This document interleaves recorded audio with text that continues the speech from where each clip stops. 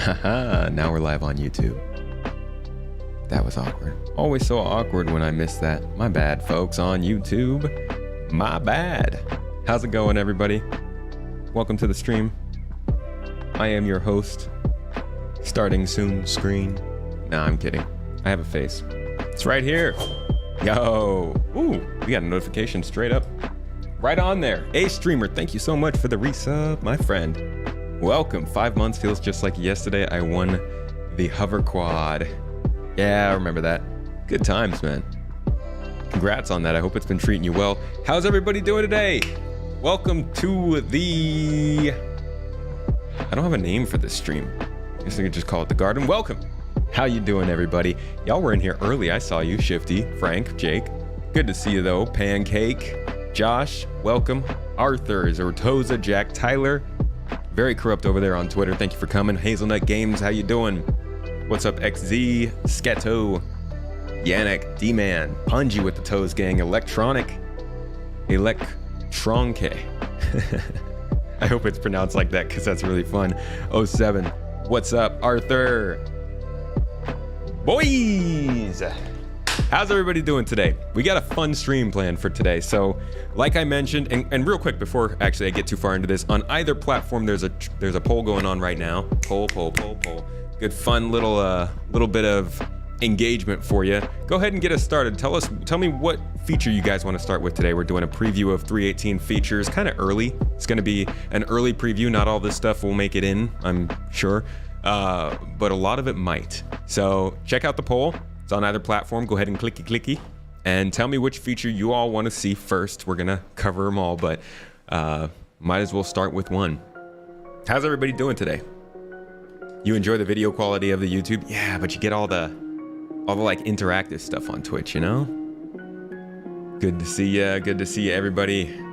You were at Turkey and Marmaris last month? Nice! That's a good time to be there. Awesome place. Hope the heat ain't too hot to handle.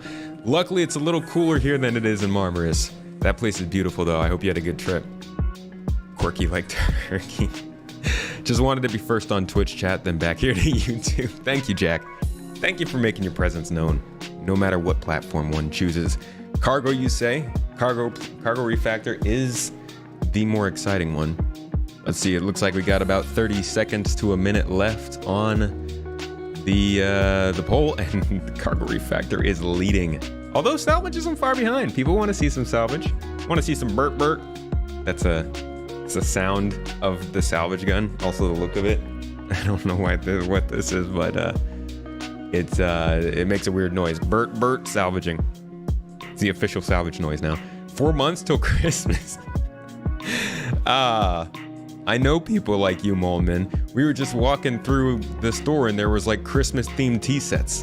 I'm like, bro, we're still melting outside. Like, it's still the hottest point of the year. What are you doing? Christmas? Hello from Tokyo. Ooh, that's good fun. Never been out that way, but I've definitely always wanted to. Thank you for joining in on the stream. A little posture check.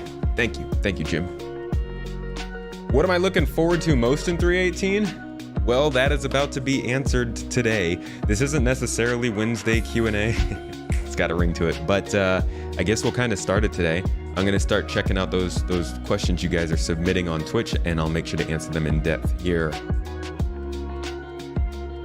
07 is salute. Yeah, somebody was asking. Although I prefer the I prefer the greater than the O greater than sign. I think that's how it works. It looks a little bit more like this instead of like this. 07 kind of looks weird, you know? Cargo Refactor, it's a lie to Salvage like tomato is a lie to a stem. Okay, well, the poll on Twitch has ended with the Cargo Refactor leading at 62%, 13 votes. Salvage getting 38% with 8 votes. And on YouTube, the poll has ended with 87 votes with 54% Salvage, or Cargo Refactor, 45% Salvage. So it sounds like we're going with the Cargo Refactor first, folks.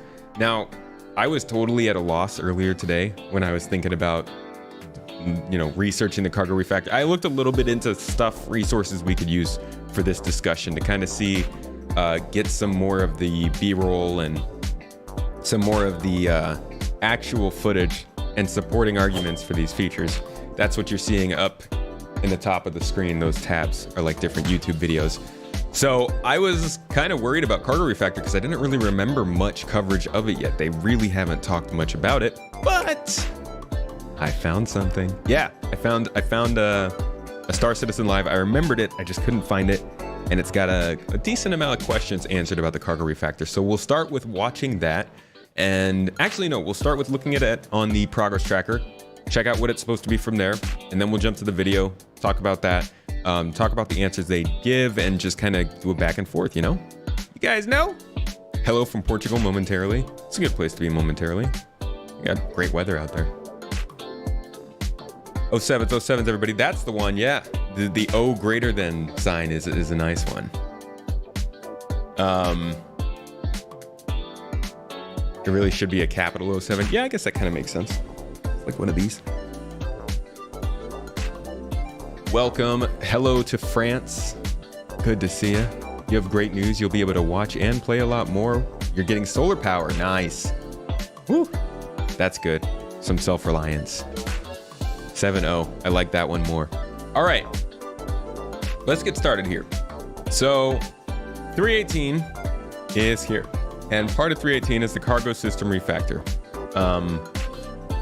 It's not a full refactor. It's likely just the first step of the refactor. And it's also probably not going to be as big a deal as it may seem with that sort of a name. So like, let's call this tier 0 cargo refactor. Yeah. And the description says this refactor of the ship cargo system will allow both found and purchased cargo to be picked up, moved around, and placed into the cargo grid of a ship. A little bit of ting, ting, ting, ting, ting. Little snap those boxes into the cargo grid. So the main benefit of this, actually, I guess there's kind of two main benefits. Get out of here. I'm sorry. Is it loud? Freaking hate this song.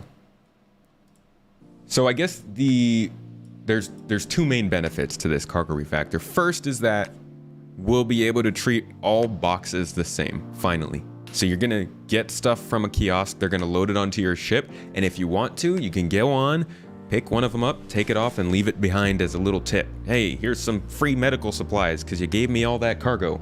Don't know why you're tipping in medical supplies, but you can do it. The second good benefit is that at any point, I guess it's kind of it's like a derivative of that. At any point, you can remove or add cargo to a cargo grid. So people can now steal stuff from ships. People can board ships and actively pirate away or steal that cargo from a ship while holding up the people who are flying that ship. Obviously, ship boarding is still not as easy, and disabling a ship so you can board it is still not as easy, but this is that first step towards that pretty big deal part of Star Citizen gameplay. Really, I guess you can do something like that in like Space Engineers, maybe? There are really not that many space games though where you can actively move around cargo from ship to ship like that. So it's gonna be really cool. And that's why, yes, this isn't a complete refactor of the entire cargo system, as it says in the title, but it is a really good first start. And they've been working on it for quite a while. So if we go into the progress tracker here, and we check out the cargo system refactor, yes, it's ending right here in August. The listed work is ending right here in August, but you could scroll all the way back, all the way back, all the way back, all the way back to Q1 of 2021 to see where they really got their start here. And honestly, even that's a little disingenuous, because a lot of the stuff that was going on with prerequisite features, I feel is part of the overall development of this. But we get into that, we start talking about like, oh, this feature took 10 years. So I guess we could just go by this and say this was about a year and a half worth of work, 5 teams, solid amount of people, 86 weeks. This is a pretty solid amount of content. This is a pretty important feature. As a pirate, your clients give you cargo, so as a tip, you'll leave them some medical supplies. Not bad, not bad. Thought you might leave them a breathing hole in the side of their ship hull. When they aren't willing to supply you with cargo, sometimes it takes a bit of convincing, and occasionally the client might appreciate some medical supplies at the end. Yeah, I bet you they'd like to trade their valuable ore for some medical supplies. Sure, yeah. Love that glowing UFO. Thank you. Mrs. Tomato picked some fantastic... Oh, you can't see it anymore with this view. Mrs. Tomato picked some fantastic decoration for this studio. It's still not completely set up. We're getting more stuff, but I like it too. Tractor and cargo boxes over the heads of your frenemies. Oh, yes. Yes, that's right. Good morning. Good morning, Jimmy. Hey, Marcel. How's everybody doing? So... funny enough, this wasn't updated since November, and that's the one thing I feel is kind of weird about the progress tracker is how, like, you'll see stuff not updated for a long time, so I don't know how accurate it is. Crouch, good evening. Doing some rock mining with the others in the garden right now. Ooh, dope. How are you all doing? I hope you're making bank. What moon are you guys hitting up? Wonder if they'll make trading actually worth it. So that's the thing about this cargo refactor. Because it's really not about cargo. It's about cargo, but it's not about the cargo system, right? The trading gameplay. I don't think there's really going to be any changes to the underlying trading gameplay other than the kiosks, which, as you can see here, there's a pretty conveniently timed commodity kiosk update that's been going since about the same time as the cargo refactor. And it's like coincidence? And it goes all the way up until the same point the cargo refactor is done. So this is a separate feature from the cargo refactor, but it is kind of the same time, different teams. And it reads, converting the commodity kiosks to utilize building blocks. This will also add loading timers, which will need to be factored in when planning cargo runs. So you're not going to necessarily be changing the overall trading gameplay, but it does sound like we could see some timers associated with certain levels of cargo that simulate the idea that that cargo is being loaded in order to ramp up the focus on the planning and forethought that's going into your routes and your plan and stuff like that. So it's going to be rough, and it's going to be interesting to see how it balances out. I'm sure at first it'll be very annoying for people, but at some point it'll be more useful. I think right now, since trading and cargo gameplay is basically not fun for most people, I'm not sure how much testing they're going to get out of this unless they do something significant with the refactor.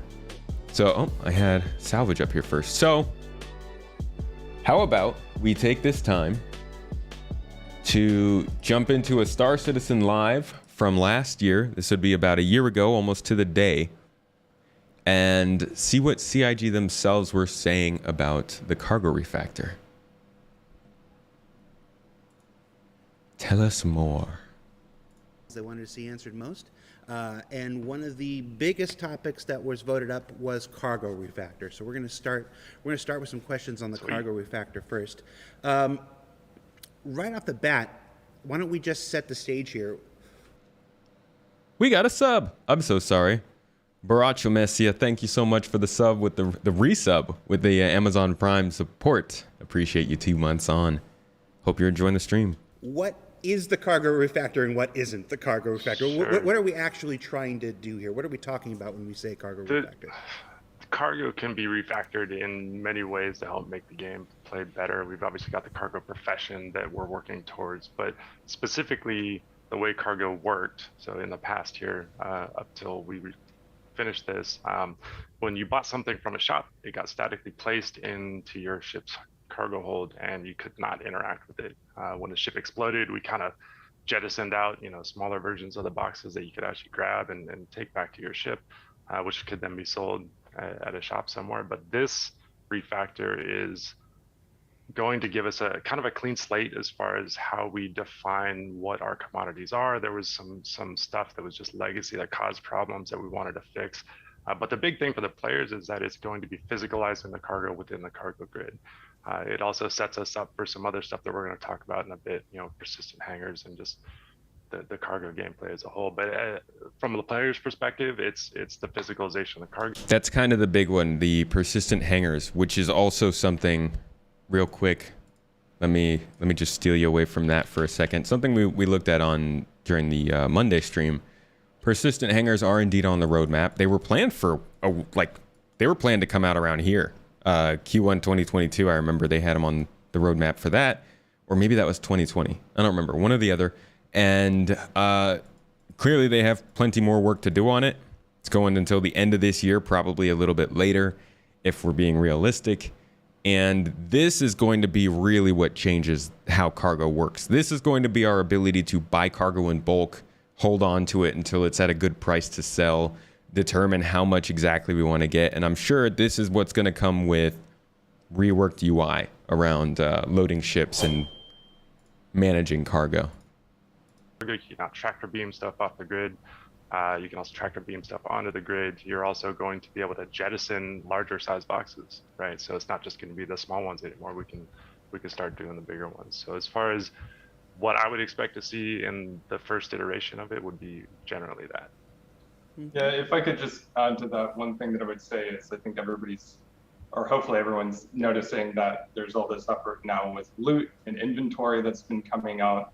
Cargo is being refactored, just kind of reimagined in this new world where we have localized inventory. What that means is that there are going to be commodities in certain kinds of containers that have various compositional contents for the various commodities that you'll want to trade, but there'll also be things that are inventory containers as well that can contain actual items, and they can nest. So inventory containers themselves are entities. So this can mean that you can be potentially trading and shipping in your cargo grid inventory as well as commodities, which means that looting is going to be available for the contents inside of the cargo grids as well. And the contents, as you move them around, that the localization of them is going to become much more important to the future, unlike right now. All right. So as far as diving into some of the questions that we're seeing from both the live chat and the Spectrum thread here, right off the bat, will we be able to take other people's cargo,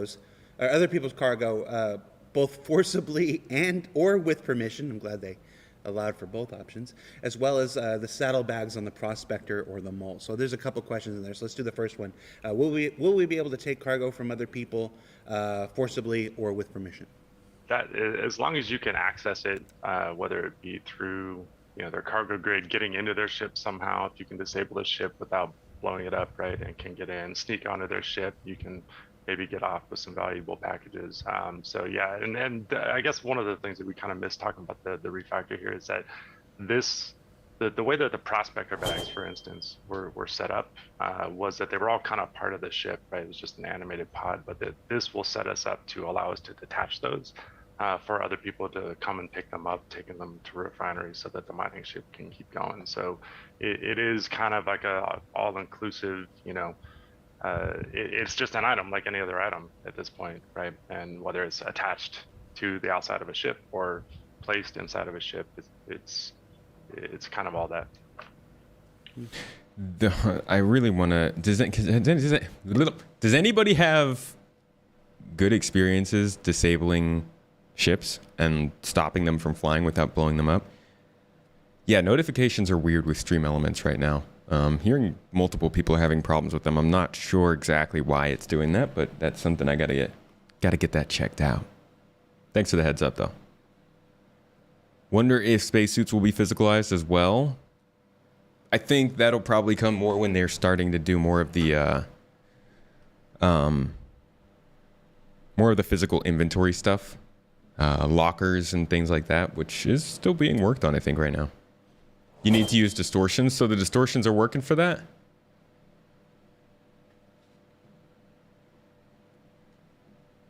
Not yet for you, Kiros. Yeah, so that's kind of the thing, is like, this is only going to be so useful if we can't disable ships. I mean, you can stage somebody robbing you, but you need to be able to take the ships out without killing them. So yeah, distortion and EMP. I mean, I definitely know that Mongrel Squad is able to disable ships, and they do it pretty regularly. just wonder how difficult it is. But I guess if you're a pirate, you're prepared for that. Basically, you need to destroy the power plant to disable the ship, right? Right. They don't really disable the system more than 10 to 20 seconds, so you'll need EMPs as well. Okay. So there's a strategy to it, but it might be a little bit difficult for the average person, which is probably a good thing. It's kind of cool. And for clarity, when that first started even getting discussed within the team, within the first 5 seconds, people were talking about like how cool it would be to run a heist, break into someone's ship and take their stuff, or force them to give you stuff because you've threatened to blow them up if they don't. Like, that is 100%. Yeah, and on the technical side, if I could just like kind of clarify a little bit, previously cargo instead of cargo grids were really just some data and some persistent representation, and we're changing it to be represented as entities. And for anyone that's not familiar with like game dev terminology, an entity is this really generic term for just something that like a player might see in the game. So what that means is that the cargo boxes, the those prospector whatever bag things, these things are going to be things that we have. I got the I have the video at max volume. I can't turn it up anymore, unfortunately. Sorry. A lot more ability to allow to simulate independently, so that they can attach, detach. You can interact with them individually. So that gives us a lot of leeway to open up new gameplay opportunities, like actually stealing the sacks and then putting them onto your ship or putting them inside another ship, or just. Hey, Brettley, thank you so much for the sub, by the way, tier 1. 7 months on. I appreciate it. Just getting creative, and other players do very interesting things. But yeah, so just largely a big part of this is just making them actually interactable objects in the world individually, as opposed to these like static fixed things. Yeah, 100%. Definitely seems like it's ripe for future progress on things like piracy and stuff like that, because now these things will be, because they're physicalized in the world now they can survive explosions and stuff like that. Absolutely, yeah, and could be damaged, right? So we want to be able to damage a container that might devalue what's in it, or it This is a video from about a year ago. Give me 1 second, guys. I gotta walk away real quick. It opens the door for a lot of the things that we've said we wanted to do with cargo over the last couple of years, and sets us up for being able to put a volatility system on it, or it's like, yeah, cool, it reacts to this other thing just because it's near it, right? Like, because it's physically degradation, but because it's physically an item, we can start to calculate those things independently of each other, which is really nice. And for the folks in the chat, they're asking about when. Keep an eye on the public roadmap. All when questions are answered by the public roadmap. No, yeah. As best as we're able to anyway. Let's see, what else do we got in the cargo factor? In regard to the cargo refactor, will there be any Lego style or snap to option to get boxes stacked nice and tidy when manually placed by hand or tractor beam or anything else? So that was one of the things when we were starting to talk about what this refactor means. This is a bigger feature that spans more than just the USPU team, and much like we're working with the actor feature team on the personal inventory and the asset manager to kind of help go with that. This is something that we're going to need to work with them on, because that's a personal player experience thing that that's the mining tool or the tractor beam or the paw tool, right? So we will provide the hooks in order for them to be able to do that. We said snapping is almost a mandatory thing that we need, right? So when they're ready, it should have all the hooks they need to kind of just snap it in. And I think the first thing I would expect to see would probably be tractor beam interaction on that level, and then the physical placement. Probably need a little extra work just from the actor movement and animation side of things. So there's a point. Is he saying that he might not be able to manually put the boxes into the cargo grid unless we have a tractor beam at first? When they're ready, it should have all the hooks they need to kind of just snap it in. And I think the first thing I would expect to see would probably be tractor beam interaction on that level, and then the physical placement. Probably need a little extra work just from the actor movement and animation side of things, but certainly would be able to use the same data to do the snapping. Yeah, technically we're implementing it, expecting that coming, and it's a planned part. The first release of cargo may not include direct interaction and Lego style snapping, but the functionality under the hood from the cargo system will support it. Okay, so we might want to set our expectations accordingly. We might not even be able to interact with the boxes. It might just be the reset. But are they? But really? I feel like you shouldn't release it if that's the case. Let me listen to that again. Oh, tired-eyed bags. You're probably right. We're gonna blow the heck up constantly. Use the same data. You'll be able to place them by hand. They'll just not snap to the grid. Okay, yeah, that seems like a more reasonable explanation. I hope that is the case. But wait, hold on. Yeah, this literally says the cargo system will allow both found and purchased cargo to be picked up, moved around, and placed into the cargo grid. So either this is outdated info in that they made more progress than they thought they would, or maybe they expected it to be earlier. Yeah, because what we need to see is what they were talking about. Let's see. Hold on a second. August 2021 Star Citizen roadmap. Let's see what they had on the roadmap at the time, because maybe they were expecting the cargo refactor to be coming earlier. Okay. I always just go to Odysseus stuff. He makes some great summaries of this. Also reading into a speculative comment on a video that's a year old. I mean, I'm not taking it as speculative. The fact that they're saying this is what's going to be for the first pass, I feel like is pretty... That's how we should... Okay, yeah. So they thought persistent hangars were going to be here Q1 2022 at the time. So they were expecting the cargo refactor to be further along, I think, back then. So that's probably outdated info. But I mean, they're saying it. CIG. Wasn't it moved around a bit? Yeah, so that's what I was kind of wanting to check here. And I think it was because persistent hangars is right here. That was loud. Yo, thank you for the sub, Diamyo. Yeah, Diamyo. Appreciated. With the Amazon Prime too. Much love, my friend. Question was about the snapping setup. Yeah, I get that now. Oh, I see. So you could place them on the grid, just not snap them together.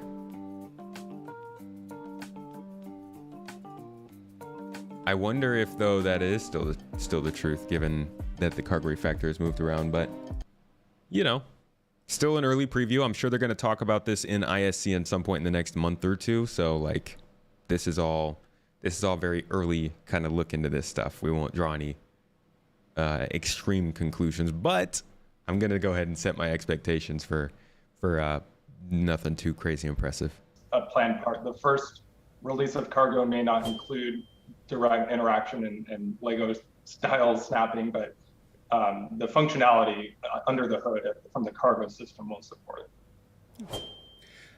Now, folks who have been who've been paying attention to social media today have noticed that the Star Citizen account announced that 3.14 is expected to go live later today.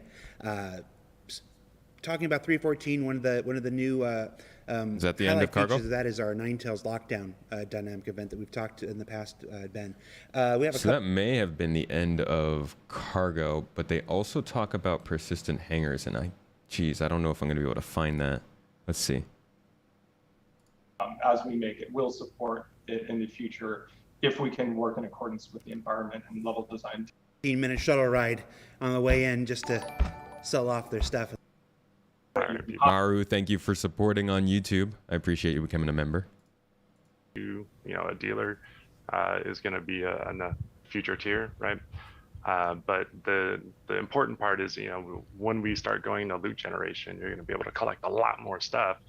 May or may not be valuable, but it's another form of being able to be rewarded within the game to be able to go and sell it somewhere. So that's it closes several gameplay loops that are either coming online very soon or have been there for more than a bit. And it also gives us an opportunity to actually change our shopping flow Anthropophagic. I always have trouble with your name. Thank you for gifting out that sub as well. You guys are making it rain today. Trey, you having problems getting the Redwind mission to show up? You know, those might spawn more around Microtech. But they are default missions for deliveries. You should be getting Redwind. You might want to do a delivery mission or two, maybe, and see if that works. I'm not sure. You had the mission show up before, but did not finish it because server crashed. Ah, you probably lost some reputation with them. So you might need to do more missions or go to Crusader, like somebody's saying. Because that sounds like it might have been a reputation hit. Seems we'll be able to pick up with the tractor beam, but not by hand because animation aren't ready for the snapping part. Yeah, it seems like that's what they're saying about the snapping bits. Yeah, we want to eventually be able to take ships to junk sites and, you know, scrap them and you know, if you're a pirate, right? On the technical side, that you're very confident when you go out, you're not going to start just blasting people's like very persistent data that they've worked hours and hours on. So 2919. Thank you.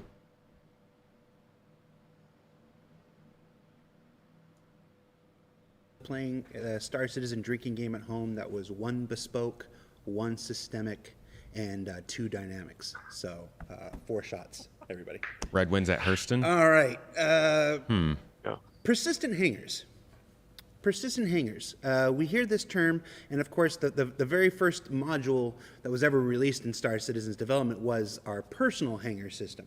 So there's a lot of, when we hear the term persistent hangers, there's a lot of misconceptions that immediately arise. I think here's an example I think I have of the snapping. I think I got a video of this. This is an old video, so this is not what it's going to look like or what their current plan even is, but I think this is a decent example of what they're talking about. So you see in here, in the top left-hand screen here, you can kind of see that there are overlays where they can pick to snap, and you can see how like it sort of snaps onto the other boxes to make it fit better. I think that's basically what it's going to be like. This is an old video though. Likely when they were using these boxes and they weren't physicalized, this is how the grid was working. But we never really got this option to snap stuff. Going back, linking one to the other. So right off the bat, our first question is, what is the difference between persistent hangers and the personal hangers that citizens are familiar with? The idea was, at least to my knowledge, was that these personal hangars were actually meant to be someplace that was in the game. You know, asteroid hangars were supposed to be on someplace like Grimhex or wherever. The Revel in New York was supposed to be a Microtech hangar, right? So I would not necessarily look at them as different places, but what we're going to provide is a place that you can customize. You can leave stuff and on the floor, and when you come back, it'll be there. It is your place, kind of like the halves, where you can kind of go and dump stuff in your halves, but on a much larger scale. These will be things that you can buy. They'll be yours. You can rent them, maybe, things of that nature, right?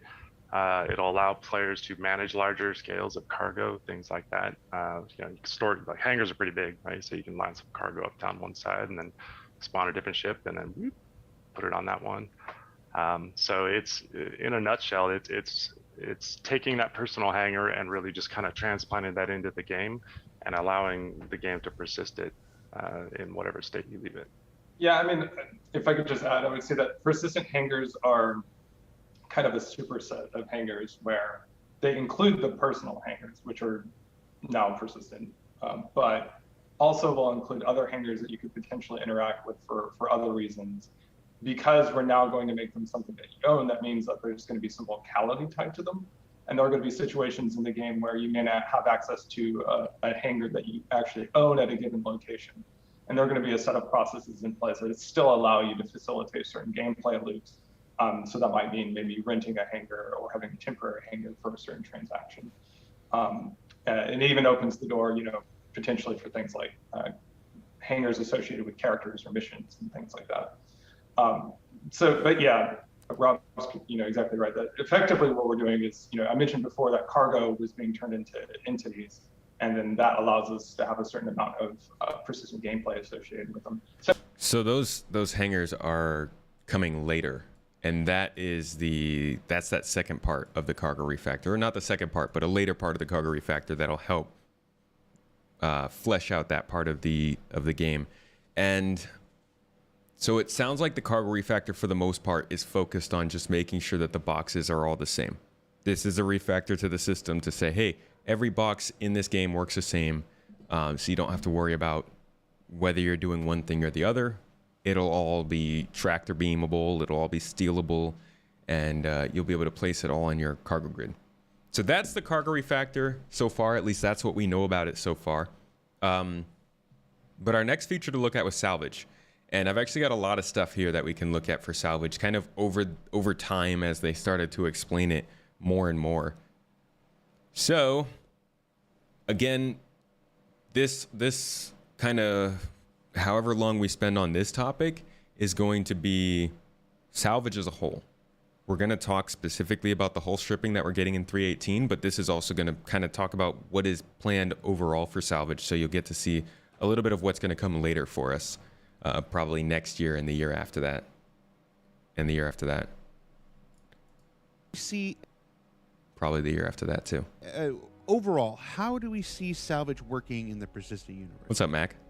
We really break it down into 4 different types. So there's hull scraping, which would be actually removing... This is from like a mid 2020, by the way. So this is about 2 years ago, a little more than 2 years ago. Hull, or basically the paint off of the hull. Then there's components, basically salvaging and taking out the components that are placed actually within the objects, so coolers, power plants, computers, so on and so forth. Then there's the maw, which would be actually crunching up the ships and disposing of them that way. And then there's actually siphoning of different oxygen or fuel, data, that kind of stuff. Gotcha. We've talked about some of those aspects before. The hull scraping is like the inverse of repair. The last time we talked about it, like a exactly. repair beam would be shot at the ship and like put it back together, and then a hull scraping would be the reverse of that. Yeah, think of it almost like you're applying Bondo, you're taking away Bondo, for like car repairs and stuff like that. So okay, and then a component retrieval, it's like FPS. The tickets are not for the 400i giveaway. You fly over, you go inside the wreck, you pull the components. Maw, I'm guessing, is the reclaimer, is something like the reclaimer. Yes. Okay. Yes. Siphoning was the one that I'm not familiar with. Talk to me a little bit more about siphoning. Siphoning what?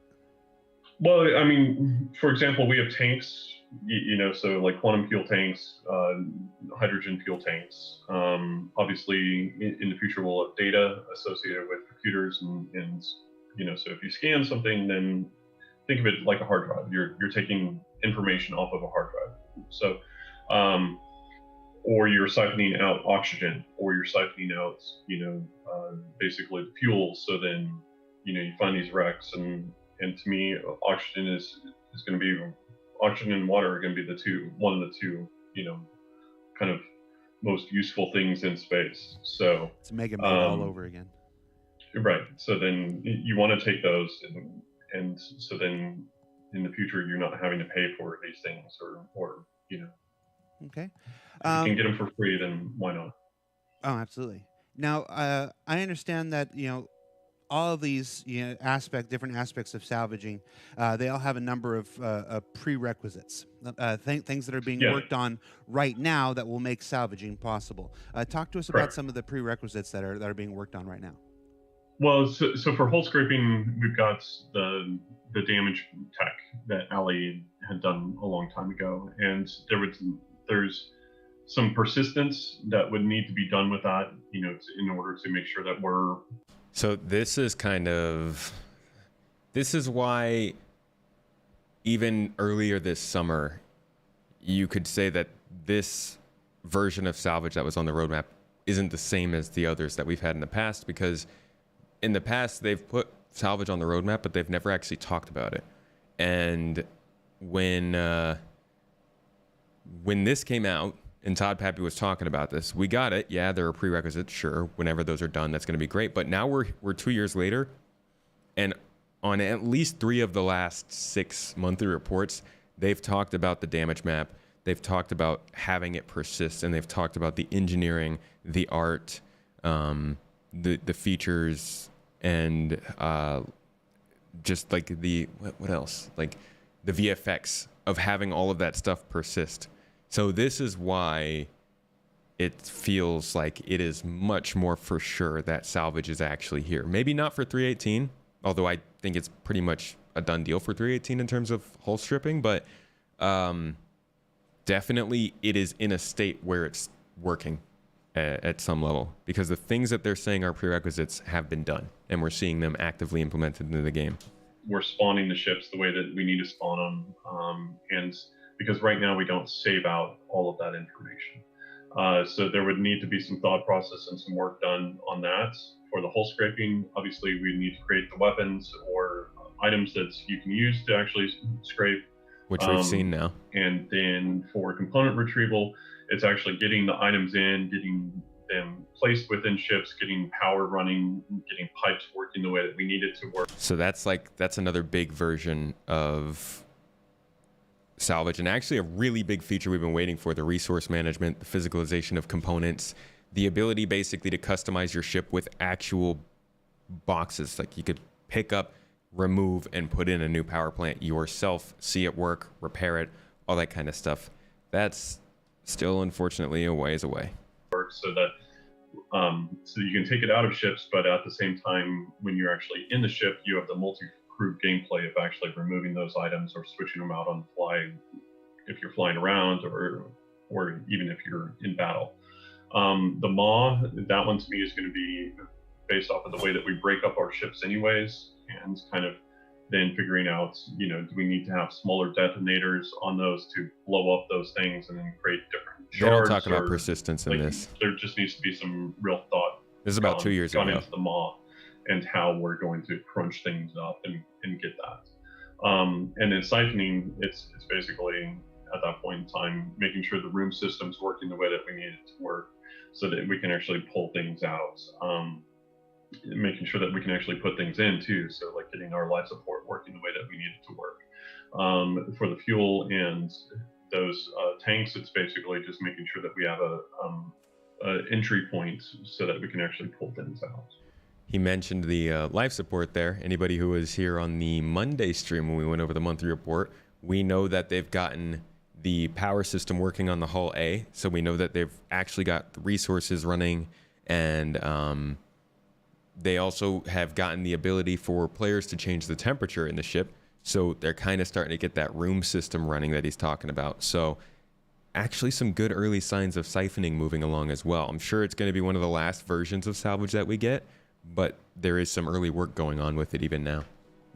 And I understand a couple of things are actually being worked on right now. The we've talked about the conversion to the physicalized components and everything before, and we're going to talk to John. Yeah, hull munching is on the roadmap. roadmap. That's at and how that's going. But power would also be a prerequisite. I understand that we're working on our revamp of power system right now as well. Well, yeah, it's basically we got power system to a certain point, and it was workable for so long, but now that we're really getting into the multi-crew ships and getting into that thought process, there's fundamental things that just need to be finished off in order to make sure that it will work right, so that's, let's say, a power plant, or a fuse in the ship goes down, a player needs to go and replace it. But so we need to get that working, we have pipes where power runs anyways, and we have that, but we also don't have, in all the ships, we don't have the physicalized components in there. And so that's one of the major factors that we're going in and doing right now. Then with the power working the way that it needs to work, we're making sure that it works in ships, but also in environments, so like space stations or even, on the planet in our outposts and items like that, so that it's just one cohesive system. So when you understand, oh, that's a power plant, if I take that away, then things turn off. We want that to be very, very clear to the player. Gotcha. Well, I think we're going to put a call into John and Dan and talk a little bit more about the current work on the power system, the current work on the Just pulling up some supporting footage, but that was you could kind of see the UI for the power system and also the way that it works with Outposts and the things that they've been experimenting with. What I just showed was like basically somebody putting a power blade into an alarm that was turned off via the battery, and how that power blade would then start the power back up in that system. Kind of just adds to the idea of a tactile and responsive environment. So here is the EUPU team, and I believe we have some salvage. Did we talk salvage here? We actually might not have. Refueling. No, this is just resource management. So this might... Why did I have this up? Yeah, I don't know why I had this video on here. Strange. On to this one then. Here's another video where they talk a little bit more about salvage stuff. Do we keep the giveaway 400 after the wipes? Yes, it is yours for good. Love your channel, been a backer for a long time, but man, this game is going so slow. I hope and believe they need to come out with something big this year. I think next year probably. I mean, they're gonna have some good stuff this year, but the particularly big thing I think will be next year. Can you join the Garden Interstellar? Of course, my friend. Absolutely. Quick question, what service do you use for the dual stream? Sorry for just asking this random question. I use Restream. However, there is also a free alternative if you just search for... just Google search for like RTMP multi-stream OBS plugin and you'll find something there. That worked for me for a while, but it seems to have trouble on this internet. So, gotta pay for Restream now. Ever check out Age of Empires 4? I didn't. But my wife certainly got plenty of time with it. Well, she got some time with it. She liked it. Figgy Puddin', thank you so much for the sub. 9 months. Little Twitch kid. I appreciate the support, buddy. salvage. What will the first implementation of hand salvage look like? Sure, I can take this one. So basically, this is what we're calling hull stripping, which is the first tier of implementation of salvage, basically. So, yeah, hand salvage. But what is hull stripping? So hull stripping is essentially you are using either the multi-tool or a dedicated tool to... Jared is our resident wolfman, not allowed to. Get to a ship or a derelict or anything in that, in kind of like that vein, and you're basically using the tool to strip away material that then you're taking on board and storing in a canister. For the very first implementation, it will be a very generic material that is just kind of like munging everything off the ship that you're taking off it, that you're stripping away, and it's condensing it down and putting it in there for either selling to obviously make some money as a profession, or you can use it for repair as well, which is another part of the feature that we've not really talked about too much. And it's essentially the reverse of what salvage is. So if you think of salvage as like, I'm going up to a ship hull, I'm firing my weapon, and if you think about something you like, if you've ever seen those really satisfying videos of those like rust strippers, the laser rust strippers, where it's just like, that's kind of like the look we're going for. But you're basically burning away and taking on the metals of like the ship hull, and you're kind of seeing the skeleton underneath using the damage map system that we've got. And yeah, you're pulling that away into a generic material that you can then use for repairing as well. So what will that look like? So when you strip away, like I say, we'll be using the damage map system, and what we're planning on doing is when you go to repair, you'll be basically patching the holes caused by damage and restoring the kind of metals in that area. But obviously, because it's not a paint gun as well, it's not magic, you'll basically be storing it back to like almost like a burnished metal structure. So if you've seen someone who's been through the wars a bit and got out of their cockpit and patched up their ship as a bit of an emergency, they'll be arriving back at port with like big kind of like shiny metal filling like holes in their ship, like they've had a, you know, like a bad day at the dentist almost. Yeah, actually the basic functionality that we're doing for FPS we're going to be using on the Drake Vulture as well. because that's obviously got the stripping guns to kind of strip on a much larger scale compared to FPS. But obviously, as Jared said, this is just the very, very first layer of salvage. The next iteration actually of hand salvage will be to start stripping individual materials from ships. So very similar to kind of what we've done with the recent medical UI, is when you look at a ship, you'll be able to get some readouts on kind of what the integrity of the hull is, which you can kind of either take away or restore based on if you're salvaging or repairing. And then lost my train of thought now. And then what was I up to? Oh yeah, so when you go and start trying to grab individual materials from a ship, the UI will obviously tell you what you're looking at, what you'll be gathering, and that will be like an additional complexity to, like, if I repair my ship with this substance, I will get more of its integrity back if I'm repairing the wing with the correct thing, basically.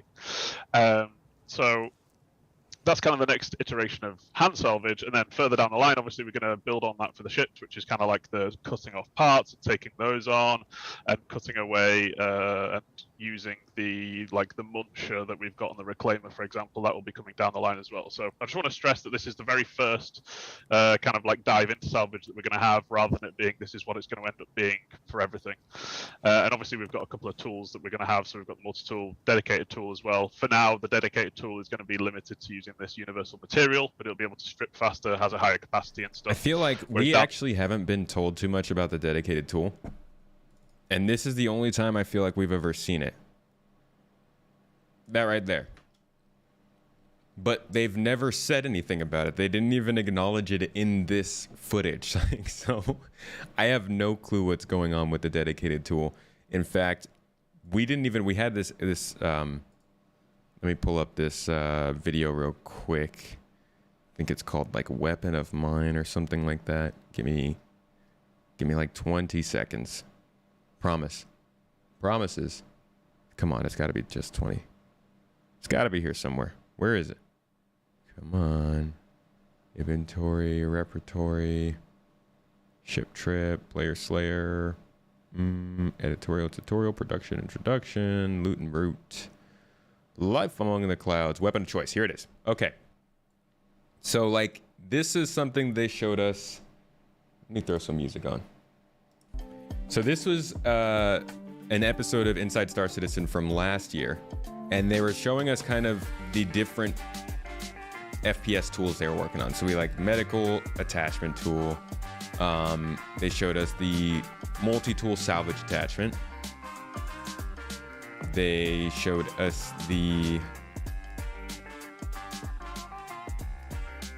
and this is what we just saw. So this was them modeling it a year before they were actually using it. The medical gun, which we've already gotten.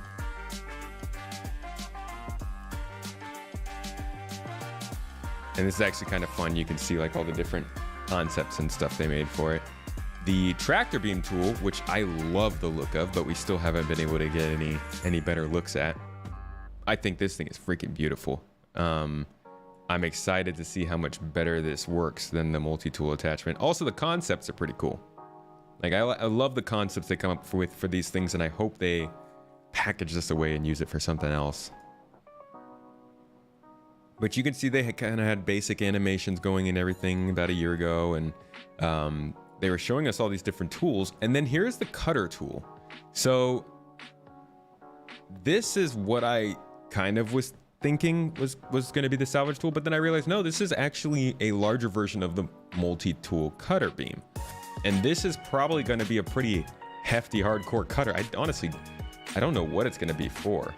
But if you look at the cutter, because I thought this was it, it doesn't have the same kind of slots along it that the salvage tool did, or at least what I thought was the salvage tool did. Let me pull that back up. So this thing, it doesn't pop up for me. Just remember what this looks like. Do it. And then we look at this guy, and you can see that like the cross bars, the vertical bars on this tool are much larger and more far apart. So I don't think it's the same tool. We haven't actually gotten to see the salvage tool very much, because this is the FPS cutter. And after that, we got to see their door breach charge. And I believe that was it, actually. But this was a cool episode. This was some good insight. What do you cut in SC with the multi-tool attachment? It's supposed to be like fasteners, basically, clamps and stuff. They used to have a mission, or it's supposed to happen in the Hurston mission. Like if you go back and look at the what is that, CitizenCon 2018, CitizenCon 2018, yeah. So if you watch this video,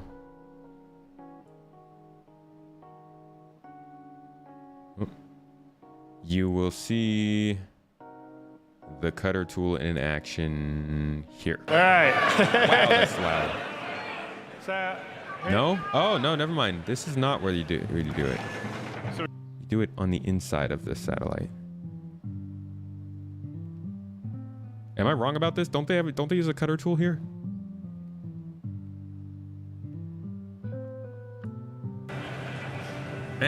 Okay. They use it in the Squadron 42 demo. But you're supposed to... Oh, you know what? CitizenCon 2020.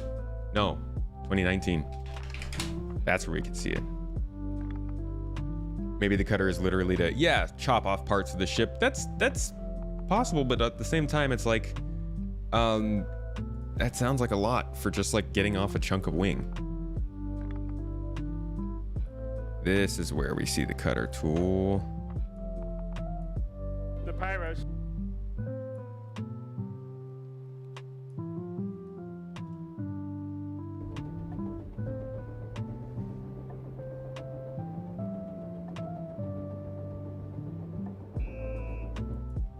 There we go. So this is what it's supposed to be used for, but you don't really get to use it that much in the game. You can use the cutting tool attachment. It works. There's just not that many materials that react to it. In this particular case, we're just going to cut the 4. So it'd be interesting to know what, if this is the size of things that the multi-tool would work with, what would you want the full tool for? But regardless, that's not the salvage tool. The salvage tool is something completely different, and it's what we'll be using for hand salvage.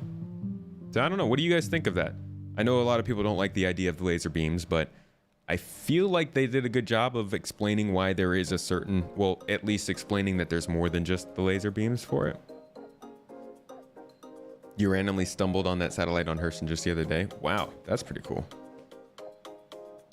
Yeah, the server room. It could be a combination of salvaging if you use all those tools together. Yeah. You could, yeah, maybe the cutters will be used for boarding, cutting into ships. But they did also say that they didn't want to make it so that you could cut anywhere into a ship, but that was a while ago, and this is CIG. How much CIG data do you have committed to memory? Too much, too much, too much, too much, too much. It's actually rather annoying. Hacking or violence, hence the door breacher.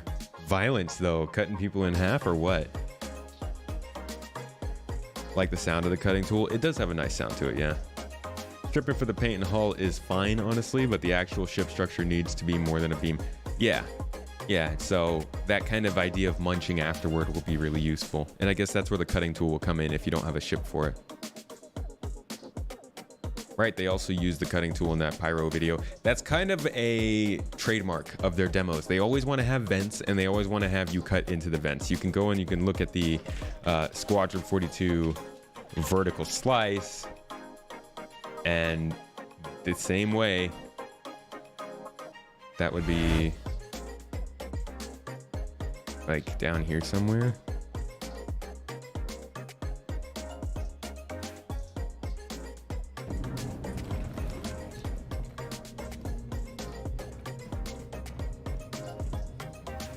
How well can the Vulture defend itself? It has a couple of guns on it, but I don't think it's going to be super defensible. You'll probably want to escort. Cutting tool. They love it.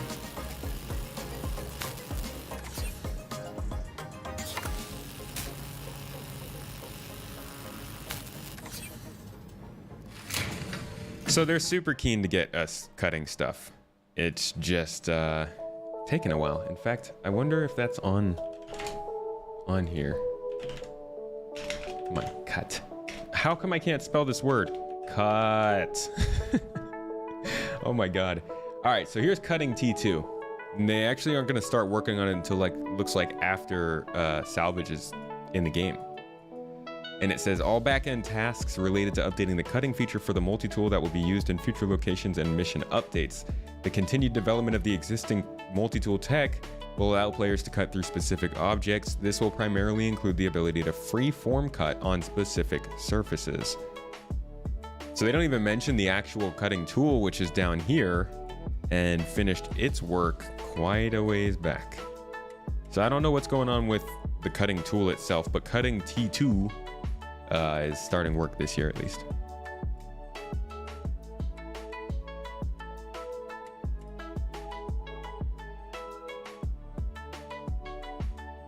When did we get cutting T1? That's what you saw in there.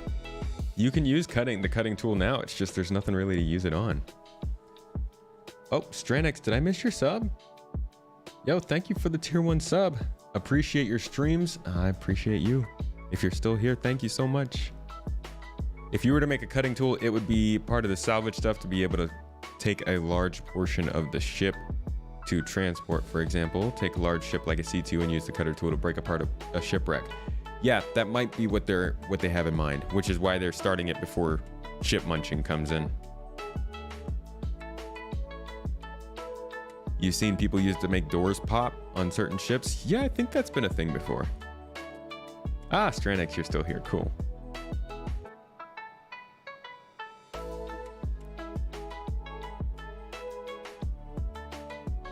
So that was Salvage. Definitely a very full feature and one that's going to be coming over various updates, with this first version being just the hull stripping that we are getting in 3.18. And you can find that on here, or at least it's scheduled for 3.18. It's not confirmed, but there's a good chance. And look at how many people worked on this. Like, this is a huge feature. Even though it's just hull stripping, a lot of work went into reworking the way that ships and their armor and the damage maps that they use work. And it has taken a while. You can actually go back and look at some of their early sort of previs concepts and examples of what they wanted it to look like. So like, this is not playable. Oh, that's good. Why isn't it playable? You piece of crap. Okay, what else can we play? I always have trouble finding this video. You guys know which one it is. It's that same one with the glass. Oh, you know where? I know where it is. I know how to find it. Here we go. So this is like an early previs of what they wanted the damage map to look like. And it took, I mean, this is from like, what, 2014, I think? I think this video is from either it might be from 2015 or 2016. But this is at least a 5-year-old video, 6-year-old video. And you can tell that they were very excited to do like some cool damage effects, dynamic stuff, the sort of outer holes melting away, wings are shattering and little bits are flying off and all that stuff. But like, it took a long time for us to get to this point. And part of Salvage was making sure this finally worked. So I think with 3.18, we should be seeing that kind of stuff happen more. Has there been any mention of the cutting ship for the Reclaimer? The cutting ship. I believe the Reclaimer has its own cutting lasers. It's supposed to have a smaller ship to allow for cutting and tug. Haven't heard of that. No. So that's hull stripping, or salvage, if you will. Let's go back up to the top. So we touched on these two big ones, Salvage and the Cargo Refactor. Anybody who's jumped in late, feel free to head back on the YouTube stream to check those out. The next one is the Daymar crash site. And we honestly don't know almost anything about this. The description says a derelict settlement on Daymar using parts of the Star Runner and 600i, as well as some habs adapted to the biome, to create a point of interest with some type of activity, either puzzle, traversal, hostile AI missions, etc. as well as rewards for completion. So I don't know if there's going to be like friendly situations for this derelict. I'm guessing not. They say hostile AI. They don't say anything about shops or vendors or any other sort of fun and happy people. So I'm assuming this is another one kind of like the Reclaimer derelict we have. What I'm worried about this one is it's a 2-ship crash, and I'm assuming that the ships aren't actually connected together as a derelict, because if they were, I'd be really worried about it feeling repetitive every time you ran into it's already going to feel kind of weird finding 2 different derelict ship sites with the same 2 ships. I don't know how they're going to make that work, or if this is supposed to be just a single derelict ship on the moon or what. We don't have much to go off of, but what we do have are a couple of pictures that Sandy Roberts posted on Twitter of the progress that was going on with the Mercury Star Runner. So these are from a few months back, and you can see they had the Mercury Star Runner crash sort of in the, this honestly looks pretty final art. It's got a lot of detail, it's got a lot of stuff going on, and they probably had plenty more work to do maybe on the interior, but this was the first kind of pictures we got of this, and really the only thing we've got to talk about with these crash sites so far. And as much as I want to say it's good content, and it is good content, it's diversified content, it's not going to be anything new. It's going to be the same missions that we were having in different ships with a new atmosphere, which is cool and fun, and it's good to diversify this gameplay, but it's also kind of like, well, when is it going to make a real difference with derelicts? And I'm not trying to be impatient. We just got a good update to derelicts, and I'm glad that we're getting that expanded to other ships and stuff. But I'd like to see them definitely start bringing in AI that's not hostile to these areas, kind of like they showed us in that one video. Oh boy, let me see if I can find that video. That was you guys remember the Javelin video remake with all of the AI walking around? And I don't know if I even have it.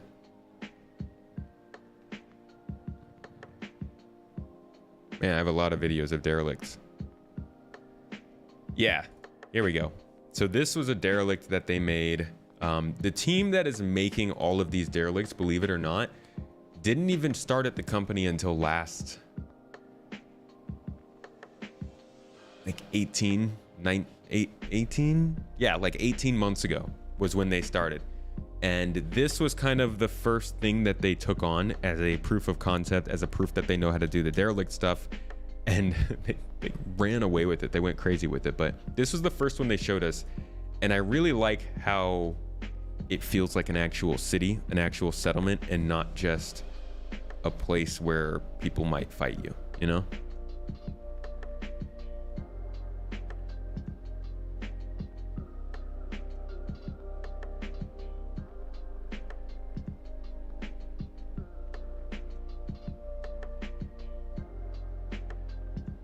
Search and investigation missions are already repetitive. They are, but at least with just one ship, you can kind of orient it in different ways, so it's not, you're not going to run into the same exact wreck twice, you know? And you can explain it away. You could just be like, oh, caterpillars crash. But like, if you find 2 of the same ship in the same derelict crash sites over and over, that's a little weird. Yeah, they haven't shown the 600i yet as a derelict. So I like this, and I hope we see derelicts that feel a little more like this, and that they are civilized areas. People aren't just going to shoot at me. But yeah, Montreal team hype. They did a fantastic job with these locations, and they continue to do so. So on to the rivers. This one's got a lot of history to it. And this is actually really cool to look at. This reminds me of the Outposts. It feels like a more condensed version of what they're doing with the Outposts in terms of the development. This has become one of my favorite streams for SC. Oh, thank you. I love watching boards, but I really like how you have all these past videos and info ready to queue up for us to discuss. Yeah, I've been collecting it long enough. I figure I should probably start making better use of it. Can't wait for this type of derelict environment. Deliveries to this type of place would be cool. Yeah, ooh, deliveries would be cool. You know what I've always imagined is getting one of these, getting a little off topic here. Don't worry. I'll bring it back around. I promise. I promise. Come on. Show me outposts. There we go. Finding one of these outposts, right? Like one of these small places. You got your small ship. This place is out there on the edge of the verse. Like people don't really come here, but they need to get shipments still, right? This kind of place needs deliveries. They need supplies. They need food. They need medical. And I just imagine like coming out here and landing and like landing with, I don't know, a nomad and unloading. And then one of them brings out like a mule and they got some tractor beams and they're just unloading like a couple things. And it's not like it's a huge high paying job, but I have such good reputation with them that they're giving me discounts on fuel. They're giving me goods to bring back, like little artifacts, because you're out here way out in the wild. They have some stuff that other people don't have. They trade you a couple things. You bring in medical supplies. They pay you a little bit extra. Like that. That's such a dream, you know? And it's these kinds of things I feel like kind of are starting to set up that sort of environment. It's a long ways away, but we're slowly getting little bits and pieces, and I love it. That's what we're getting in Pyro for shops and quests. Yeah, and I still don't think you're gonna get like the really crazy delivery jobs. I mean, maybe if they factor in the what's it called, the quantum system, but I think it's still gonna be a little while. But yeah, Pyro would be one of those places where you're doing like those very crucial but small scale deliveries. Low money, high rep would make tons of sense. Yeah, because you get those cha-ching little extras. And then, you know, obviously I want to haul a bunch of waste from one system to another and dump it in Hurston. That's my kick as well. What's up, Captain Turk? Hoshgalden.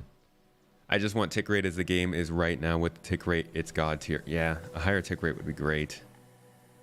Little social outpost is such a dream. Unfortunately, SC has taken stuff from Squadron 42, which is a military shoot game. Yeah, but they'll balance it out. I think combat was really easy for them to focus on at first, you know? There's the video to get to get the artifact from them. The CitizenCon last year.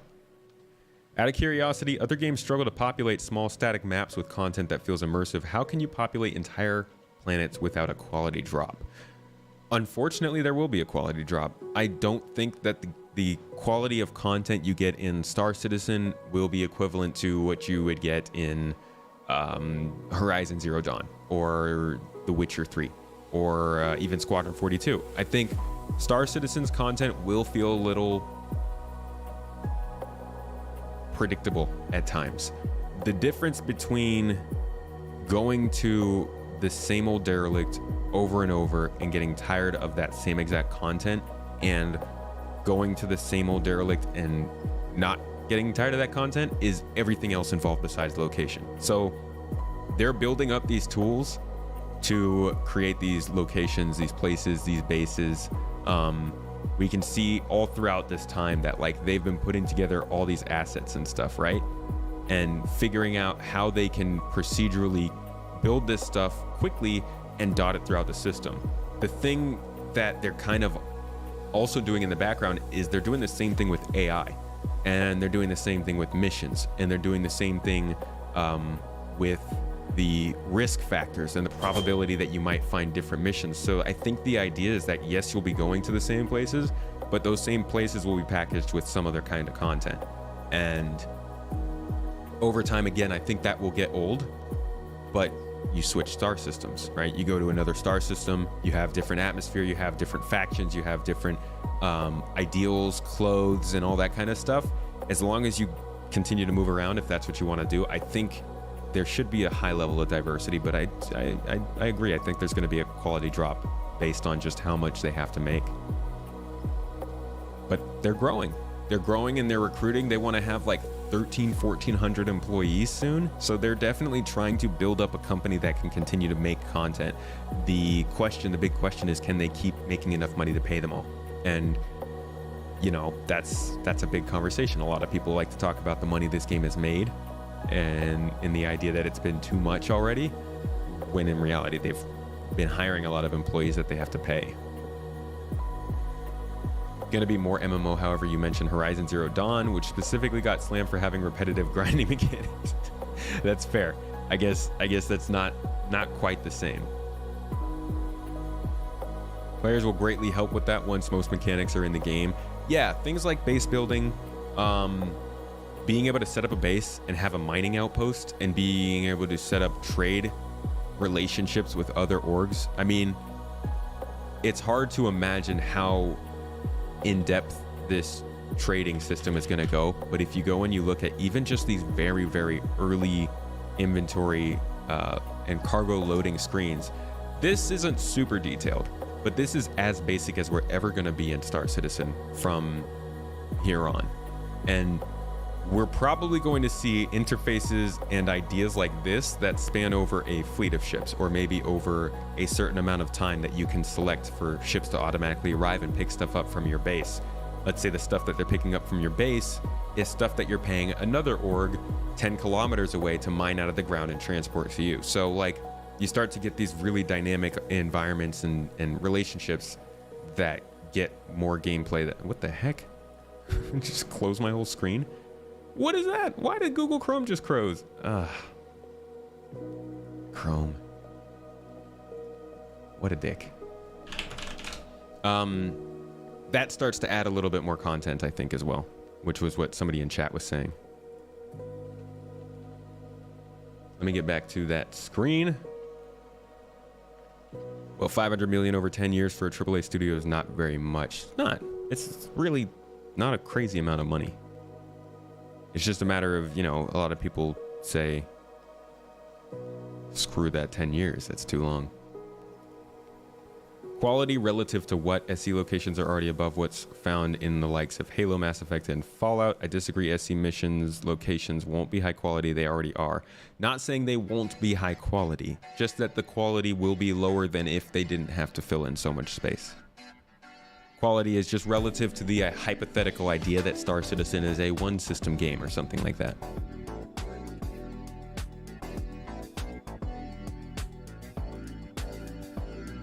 You want a base to be a ship? Maybe we could do that. I mean, it's not super reliable, but the idea of living from your ship is like one of the earliest dreams that came true in this game. Chrome gonna Chrome. Not enough RAM. More RAM than Star Citizen. Earth has lots of cookie cutter content and it's still pretty interesting. Y'all are worried about nothing. I don't think anybody's worried really. Just more a topic of conversation. The idea that the content could be repetitive is part of video games, you know? Like you'll never not have crazy repetition until AI can start creating these things, and even then, you know, it's AI. There is a base building ship indeed. Banu Merchantman. Yeah, that'd be a good base for a ship, as long as you're able to sell stuff. But that's another thing that I always dreamed of doing in this game. Having a Banu Merchantman with a crew and just sitting out in space and paying explorers to bring you cool artifacts that you can then sell off in another star system. Very sweet. All right. So rivers are a fun story. Let's look up the very first time we ever were told that rivers were going to be a thing in this game. Well, okay. Not the first time we were told they were going to be a thing, but the first time we got to see that they were going to be a thing. I got it around here somewhere, I promise. Rivers, rivers, rivers. Rivers, rivers, rivers. Shape of derelicts. Oh, that's 2022.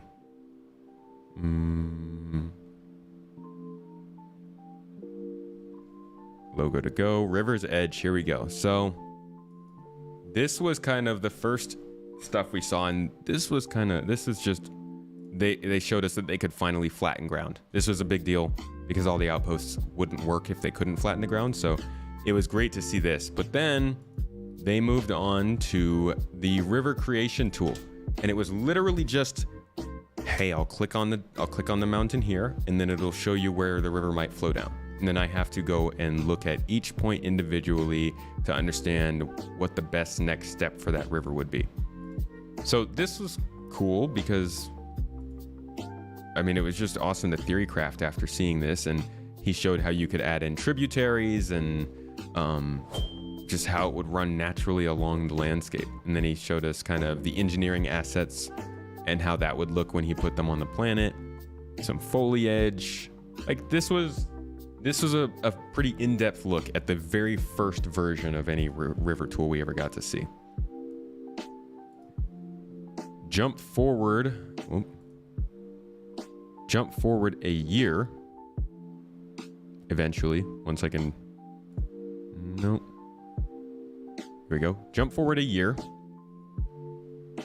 And it was refined. It was actually working. Same guy came on and showed us the work that he had finished since then, which was essentially cleaning up the system that allowed him to place rivers, cleaning up the area around those rivers, sort of improving the graphical readout, the GUI for himself and the people who would be using this tool, and adding the ability for us to go underwater. Yay. It also added, different effects to water, reflectivity, the ability to find consumables around rivers, which was kind of cool. It adds to exploration gameplay when you can expect to find something at a location when you find that location.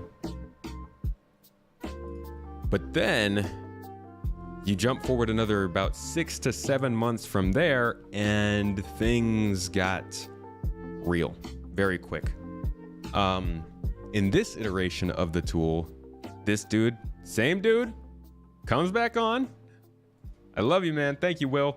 And shows us, again, an improvement to the tool that he has made to allow for the same system that he used before to automate some of that process and do it globally.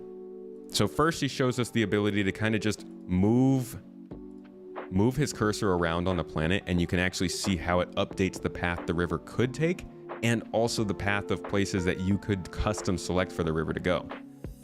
So this is great because now he can just zoom out to orbit. Oops. Now I can just zoom out to orbit and scroll all over the planet's surface and find out where the best place for a river he feels would be. So you just find the spot, click it down, and you can see it down there. It's physicalized. And from there, you can go and you can see everything from flow rate to what the biome is to how wide it is at certain points. It's pretty crazy. And then he goes and he shows us how he can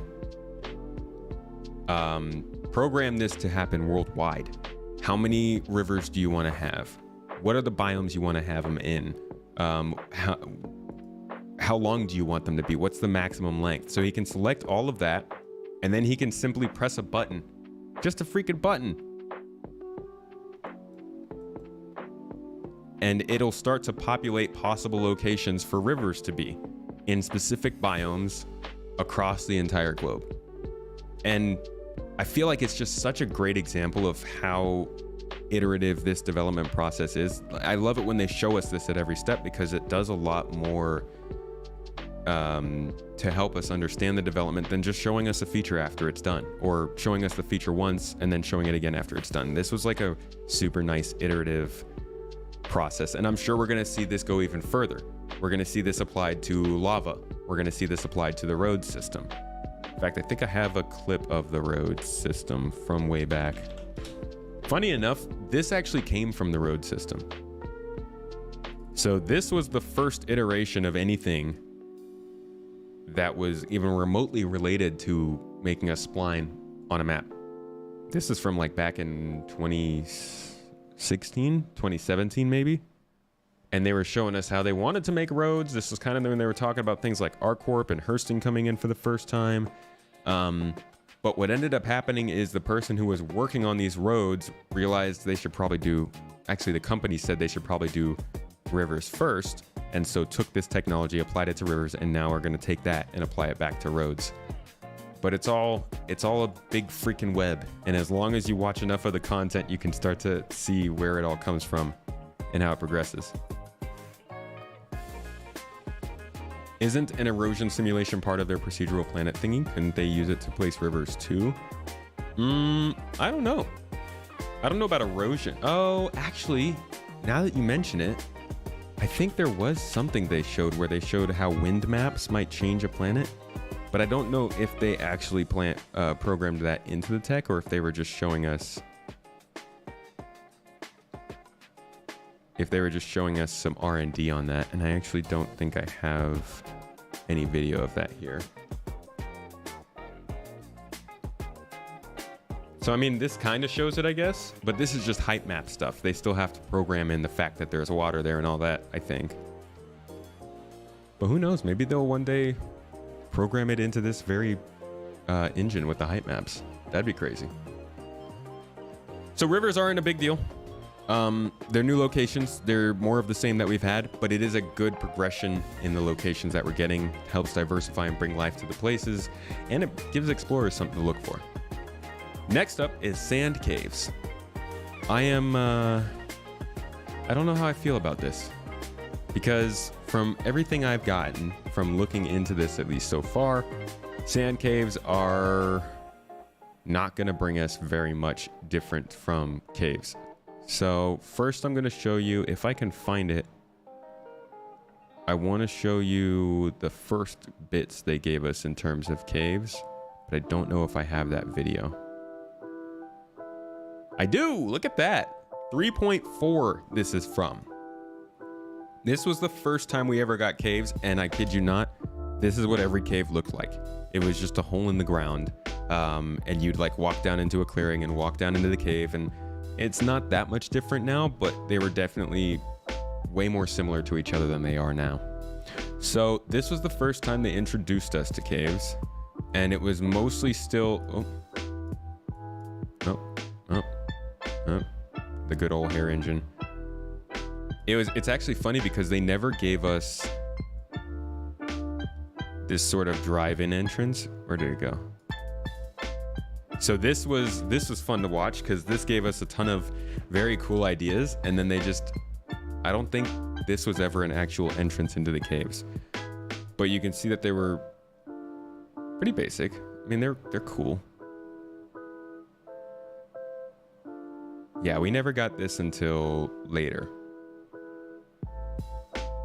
But all the caves that you ever see in the game all have the same look. The rocky textures, the rocky materials. This is just kind of showing how procedurally these caves are made. They're actually made using the same system as the space stations.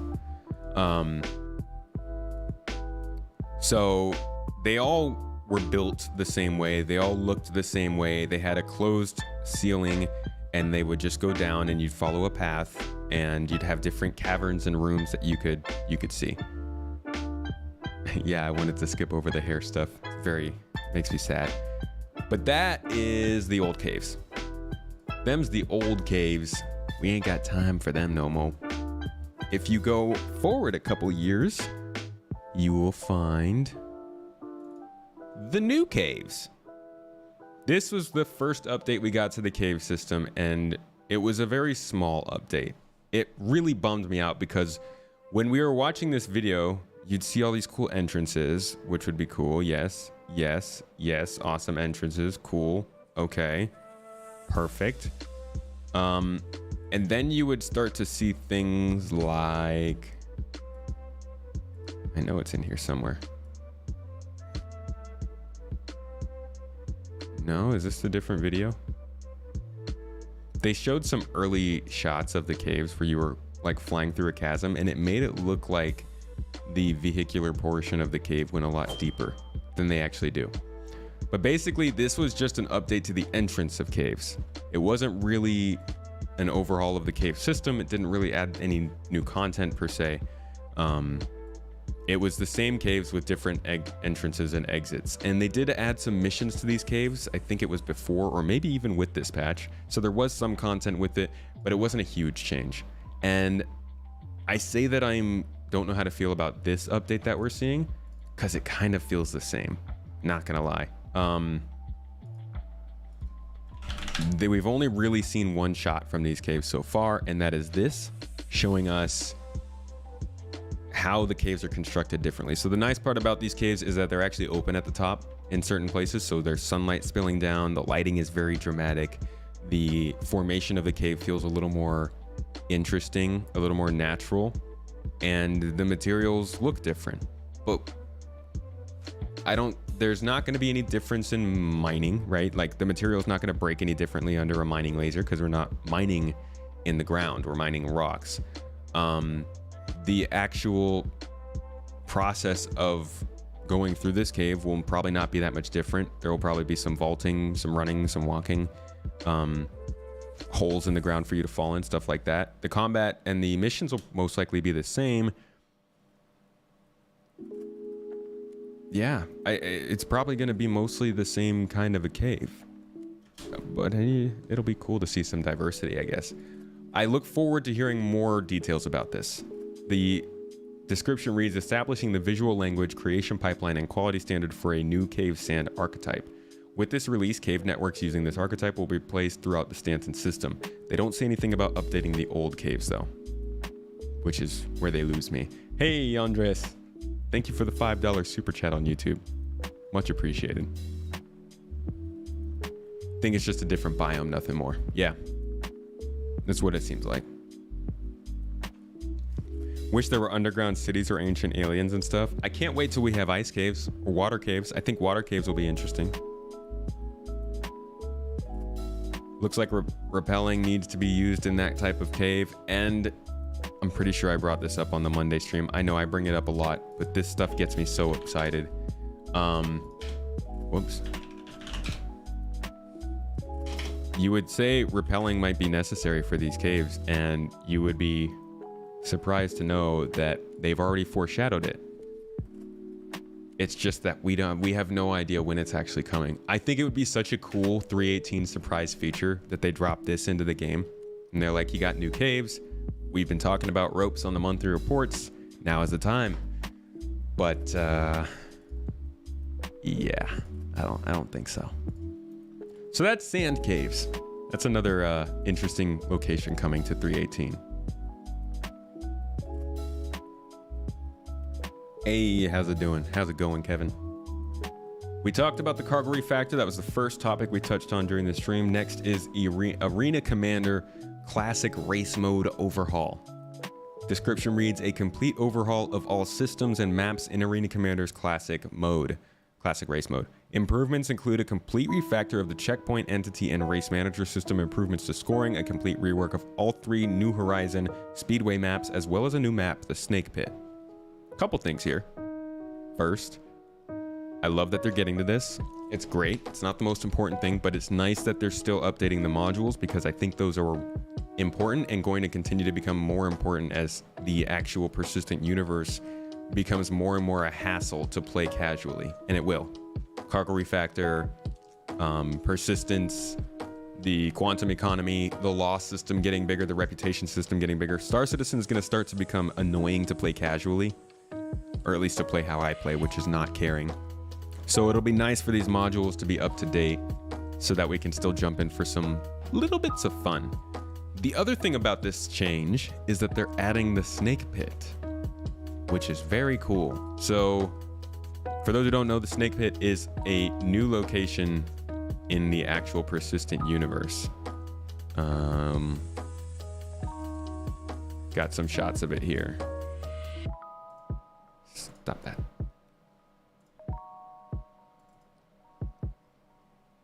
If you haven't seen it, this is the Snake Pit. Actually did some racing on this on a stream a few days ago if you want to go check out last Saturday's stream on YouTube. But this is a new location that was made in by the community first. Then CIG picked up on it and said, hey, you know what? This looks pretty good. We'll make this into something a little more official. So this one dev spent 3 weeks and put together some architecture. All of it was already made assets, just kit bashed it onto there and made a little racetrack. It came out beautifully. It's super fun to run. I raced it a couple times. It feels really good to fly around in it. And it is an actual real location in the game. So the reason that's so important, I think, I might be wrong about this, but back in the day when they first started Arena Commander and Star Marine, the idea behind them was that they were simulations that were running in Star Citizen. Kind of the same way that all of the commercials and the ship trailers we get in YouTube are actually commercials for the in-game population. Arena Commander and Star Marine are video games for the in-game population. The idea is that you're supposed to have a sim pod that you can go and sit inside of and play those games in Star Citizen. You might have one in your hangar and you play it while you're quantum traveling, or while somebody else is doing cargo running and you're just bored and trying to kick back. So the fact that they're now starting to put real locations that we have in the game into Star Marine or Arena Commander feels like they're starting to bridge that gap, and they're starting to acknowledge that idea that, hey, this is a simulation of the real world that you're living in, and start getting used to that idea. So I'm excited to see where they take that and if they start to double down on it. But I think it's a pretty cool little detail on a feature that's not a super big deal in the greater scheme of things. Next up, Sandbox prison activities. I don't really have much to say about this. I go to prison sometimes and I hate it. There's not enough to do there to make it feel like an interesting part of the game, and I think it should feel like an interesting part of the game, because even if you aren't a personally bad person, you might get arrested for doing a crime in the game, and you should still get to have fun in the prison while you're paying your sentence. So it's good that they're adding new prison sandbox activities. I have no idea what they actually are. The description reads: expansion of prison gameplay with a new suite of missions and sandbox activities to give inmates more opportunities to earn merits or to aid in their escape from prison. So there's really no knowing. They're showing some guy about to shank another dude. And maybe that's all it is. But that's always been a possibility. I'm imagining they'll have like 2 or 3 new things that you can do. And hopefully that'll add some fun to prison. I am also hoping that this means they're going to tighten up and clean up the current prison activities a little bit, maybe, so that they aren't so buggy. But you know how that goes. So this is prison gameplay. Not much to say about it. Security post Korea reactivation. Again, this one is... it doesn't feel like a huge deal. I'm hesitant to say it's a huge deal, but it is cool. And I like that they're adding 2 additions to the law system, kind of that area of gameplay, because that's really lacking. But up until now, if you wanted to get your crime stat removed, you'd have to go to Security Post Korea, and it would just be, most of the time nobody would be there. You just walk in, clear your crime stat, walk out, as long as you had a card. Now they're putting a security team in there, Crusader Security, and they're going to be defending the base from people who aren't supposed to be there, which is basically, as it says, all civilians.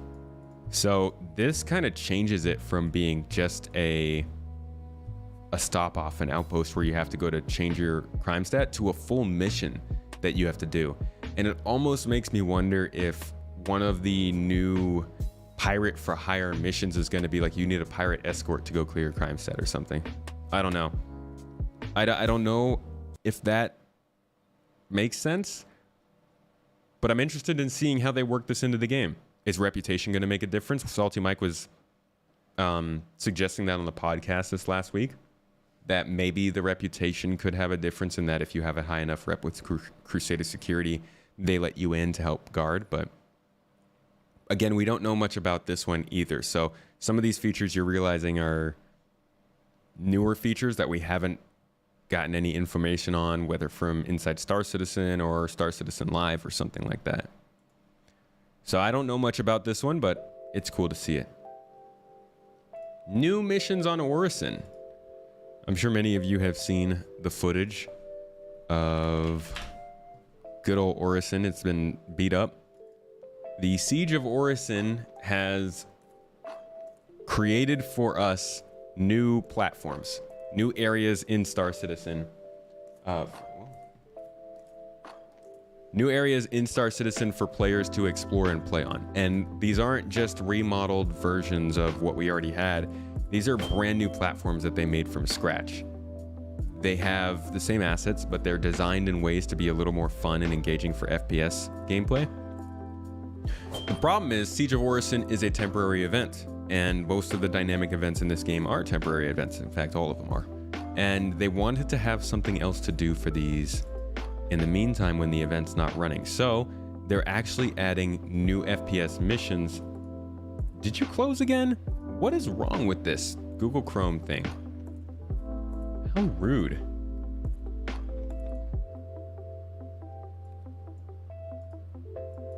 So they're adding missions saying bounty, assassinate, clear all, and other missions will take place on the platforms created for Siege of Orison, which in the future will be distributed across the planet of Crusader to create further content.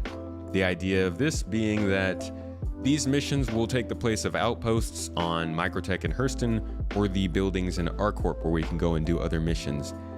And I bet when they do bring this in, they will probably bring in, oops, the ever anticipated, uh-oh, I don't have video clips for that? No way. No way.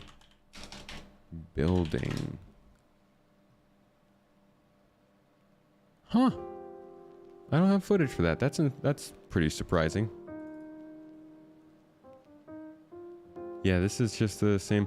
Well, we've had building interiors on the mind for, oh my gosh, it did it again. I think it's my mouse.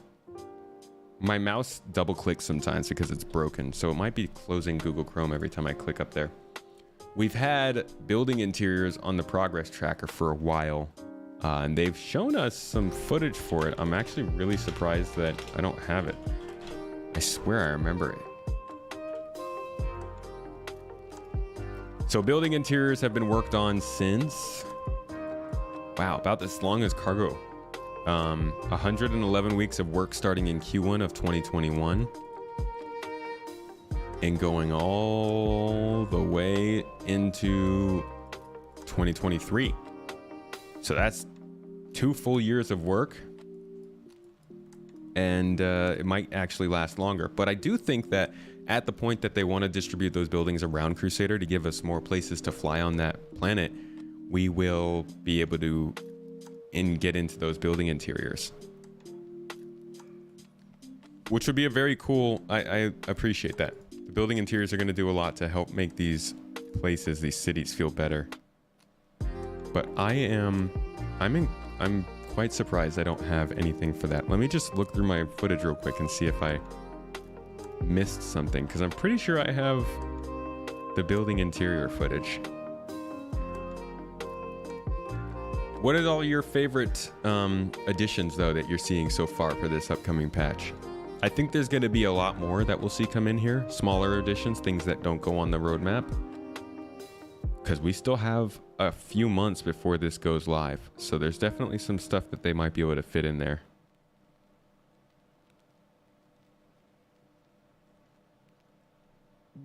Nope, I am not seeing any sort of interiors here. Kind of surprising.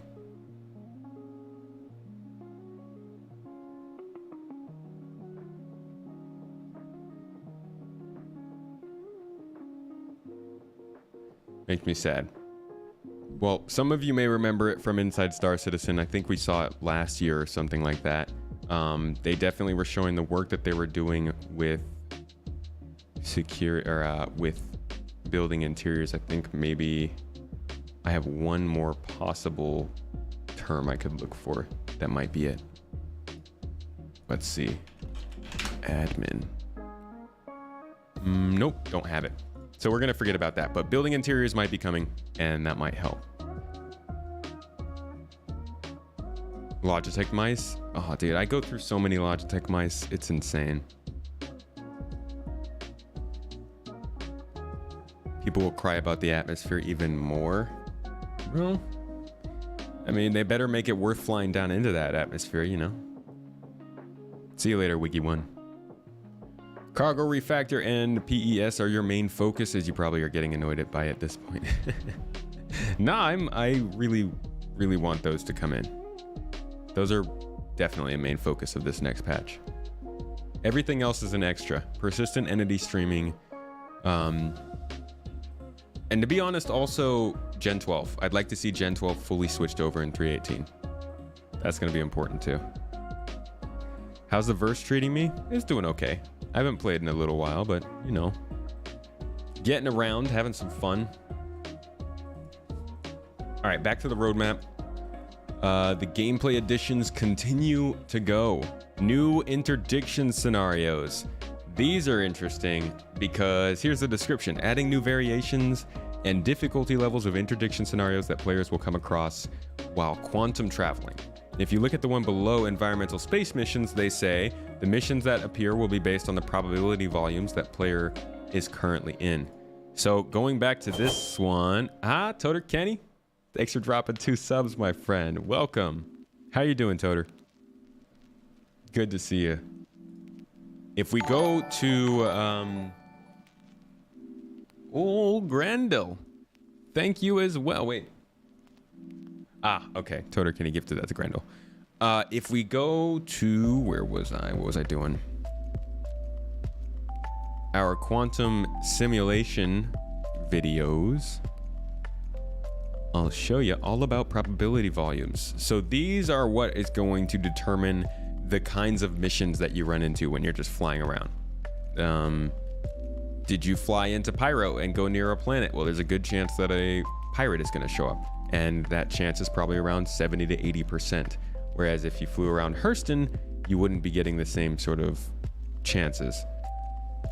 And I have another video that shows this in better detail. If I could just find it. Quantum. Oops. Probability.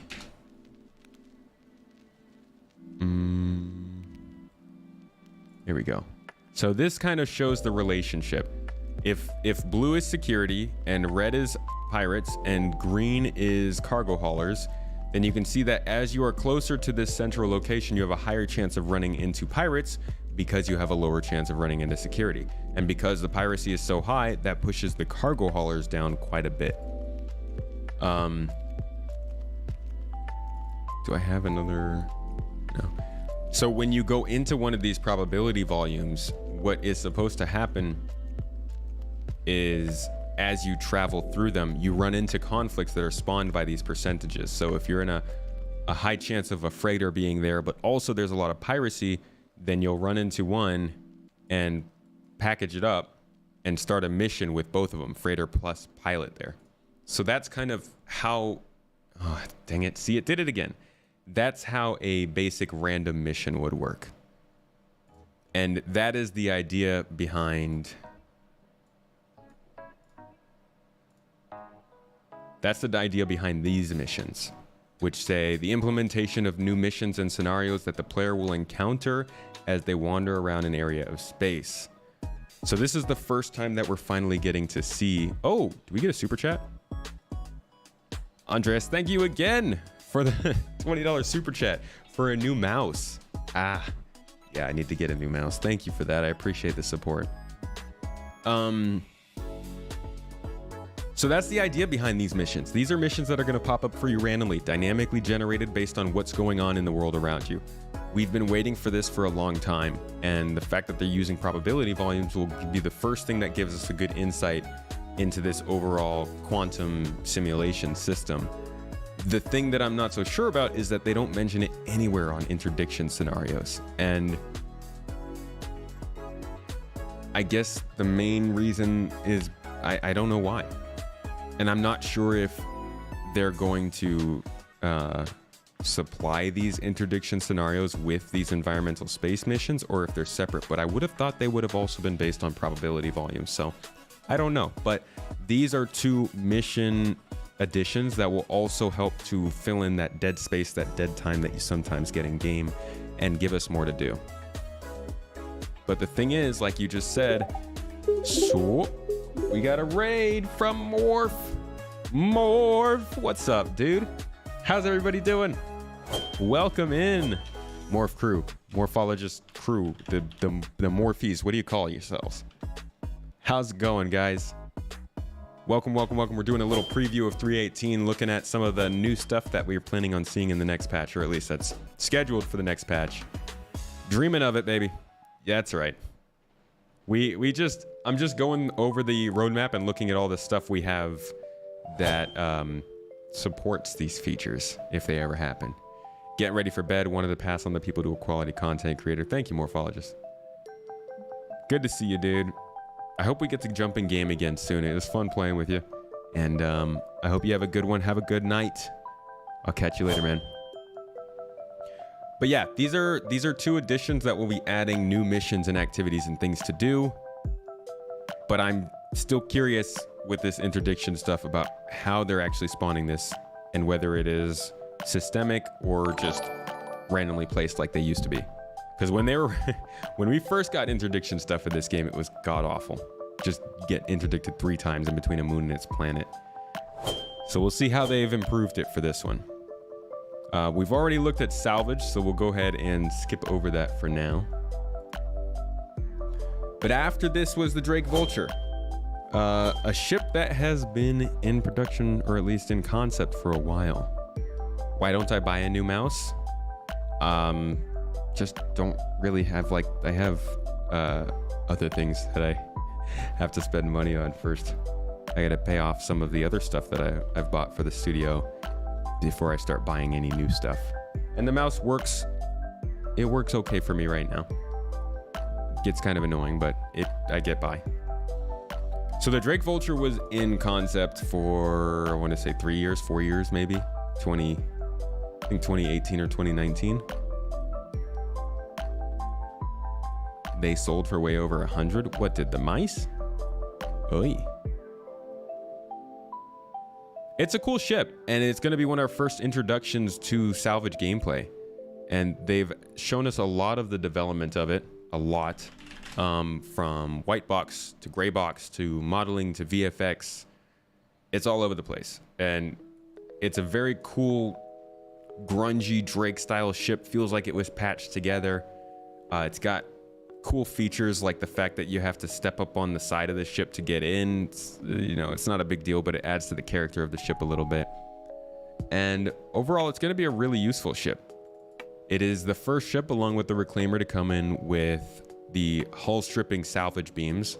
So the first version of Salvage, as we went over earlier in the stream, will be possible with this ship once it comes in. And they're working on building out a system for you to be able to actually remove the stuff that you salvage from the ship and take it somewhere else to maybe use it for repair or, I guess, sell it off. But they've been working on this ship for a while. They were working on Salvage for a while. And yeah, it's an exciting addition. There's not too much to say about it because it is a salvaged ship. It is it's pretty straightforward, to be honest. A gaming mouse costs about $1.20 to manufacture. Can't wait for the Reclaimer's use in 3.18. Yeah, the Reclaimer is getting some of this hull stripping thrown in there as well, but they're definitely focusing more on the Vulture for the feature. Still love how they are salvaging the 890. I assume you get scrap when salvaging it first, and probably not that much of it either, but it's a start. Yeah, you get some kind of a repair metal gel thing that you can also put into your multi-tool and spray on other ships to repair them. Speaking of multi-tool, here it is. And like I showed earlier, we actually already had seen this multi-tool a while ago. What the heck? Where is my... Man, I did not label this stuff very well. Searching for it is a pain.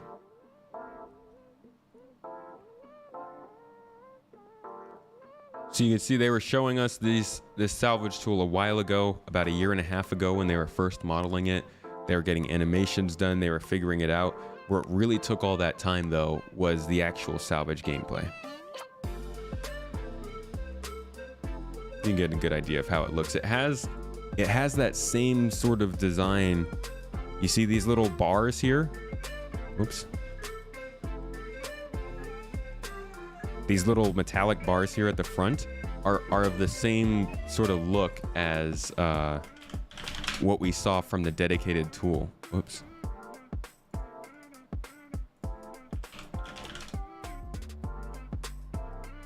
So looking at the dedicated tool that they gave us a glimpse of, you can see that they have those same sort of bar pattern across the front. And that's kind of how we know that this is a salvage tool, but they still haven't talked much about it. So we don't know the details, but the multi-tool attachment at least is definitely scheduled for 3/18.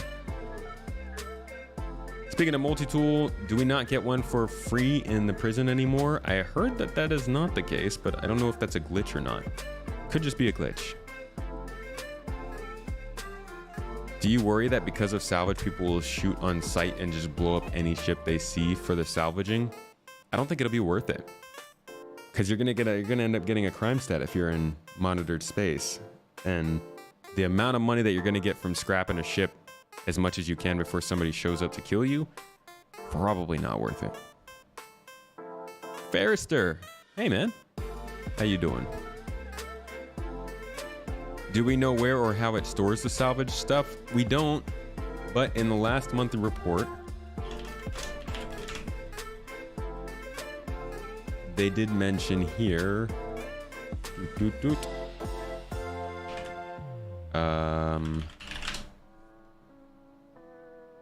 that the team is focusing on creating the commodity boxes and repair ammunition at the dedicated filler station in the Reclaimer and the Vulture. So there's some kind of a dedicated filler station that I'm guessing you have to plug your multi-tool into or something, and that's how you would end up getting more.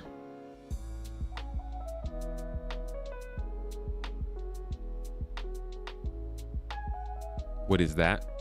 What is what? This? The Grey Cat multi-tool?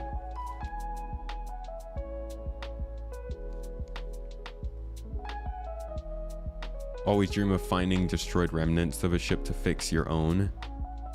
To fix it or to salvage it? The question. All right, moving on to core tech. Oh boy. All right, we're getting into the exciting bits. I'm going to touch on core tech, persistent entity streaming, and then we'll touch on Gen 12, the new renderer they're bringing in. And then we get to the hypotheticals. And trust me, I've got a couple of hypotheticals that I think have a decent chance of getting into the game. It's all theory crafting. They're more of the don't trust that these are ever coming, but it's fun. It's fun to talk about. Oh, what is that with the large salvage tool? Gotcha. So last on this list is persistent entity streaming, with the description reading implementation of the persistent entity streaming core technology into Star Citizen. What's going on with my camera? Chill out. Making use of services such as the entity graph and replication layer. This will allow every dynamic object in the game to fully persist across all servers, irrelevant of whether it is owned or held by a player. Trey, thank you so much for the 5. Thanks for the super chat, my friend. Dude, please make more lore videos with or without Astro Historian. Oh, I'll definitely do more. I'll jump in with Astro Historian for more lore videos. I love doing those with him. You bought the Mustang Alpha back in 2016 and have not played the game at all. Your brother-in-law convinced you to buy it at the time. You finally think you're going to play. Oh man. Well, it's a good idea you didn't play in 2016, honestly. Even now, it's still early for a lot of people, but it's way better now. Is it worth upgrading to a different ship at the beginning? I would check out your Mustang, maybe see if you can pilot with a couple other people, see if somebody else is going to help you out, let you crew on their ship, maybe make a little money doing some mining or some combat or something like that. And then consider making some money and getting your own ship in game. I would say don't upgrade with anything cash related. Not until you are sure you want to support the development, or you definitely don't feel like working for that ship when the game finally comes out. You pledged in 2013 and didn't start until recently. Best way to do it. You'd wait for an event where things go on sale before upgrading with cash. Yeah. And even if you are going to upgrade with cash, I suggest trying the ship out in game first for quite a while. Make sure you really do want it, and it's not just you want, something new and shiny. No problem, Voodoo. So persistent entity streaming is a big deal. It is the single biggest feature we're going to get this year. Almost hands down. All right. I can't say for sure because I don't know what else is coming this year, but like persistent entity streaming is like 2 steps below server meshing. It's a huge deal, and we will actually, I'll prove that. Letter from the chair. Wow, why can't I type on camera? I'm so bad at that. 2022. I love how I just type in letter from the chairman and it brings up Star Citizen first. Google, you know me. Because if I type in monthly report, it never brings up Star Citizen. So let me find something they reported on this. Here we go. So we'll go over this real quick just to kind of understand what persistent entity streaming is, and then we'll look into what it's going to do for the game in 3.18. Echo Song 4.13. That is very, very suspiciously close to Echo 4.19. The OG dropship pilot Halo I almost said Infinite. Halo Combat Evolved. One of my faves. Love your stuff, man. Here's another 20 for that mouse. Thank you so much. I'm gonna get a nice mouse. All right, so reading on this letter. This is a letter from the CEO of the company that's making Star Citizen, kind of giving us a mid-year update about what's important, what's coming up that we should really be looking into. So I'm gonna start halfway through. Actually, let me make sure I'm not. Okay, so this year we find ourselves on a similar path as we did from 2.6 to 3.0. For anybody who was here for the Great Drought, 2017, we got a year of no updates. It was all just content updates. Here's what we're working on. Here's what's coming. No new in-game additions for an entire year. So we find ourselves on a similar path with 3 huge technology initiatives that will fundamentally change the experience and immersion into Star Citizen. The first of these is what we call persistent entity streaming, which is the foundational tech that enables server meshing.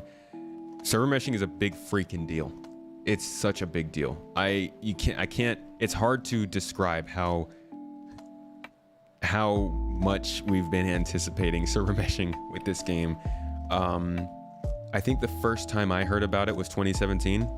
It's been 5 years.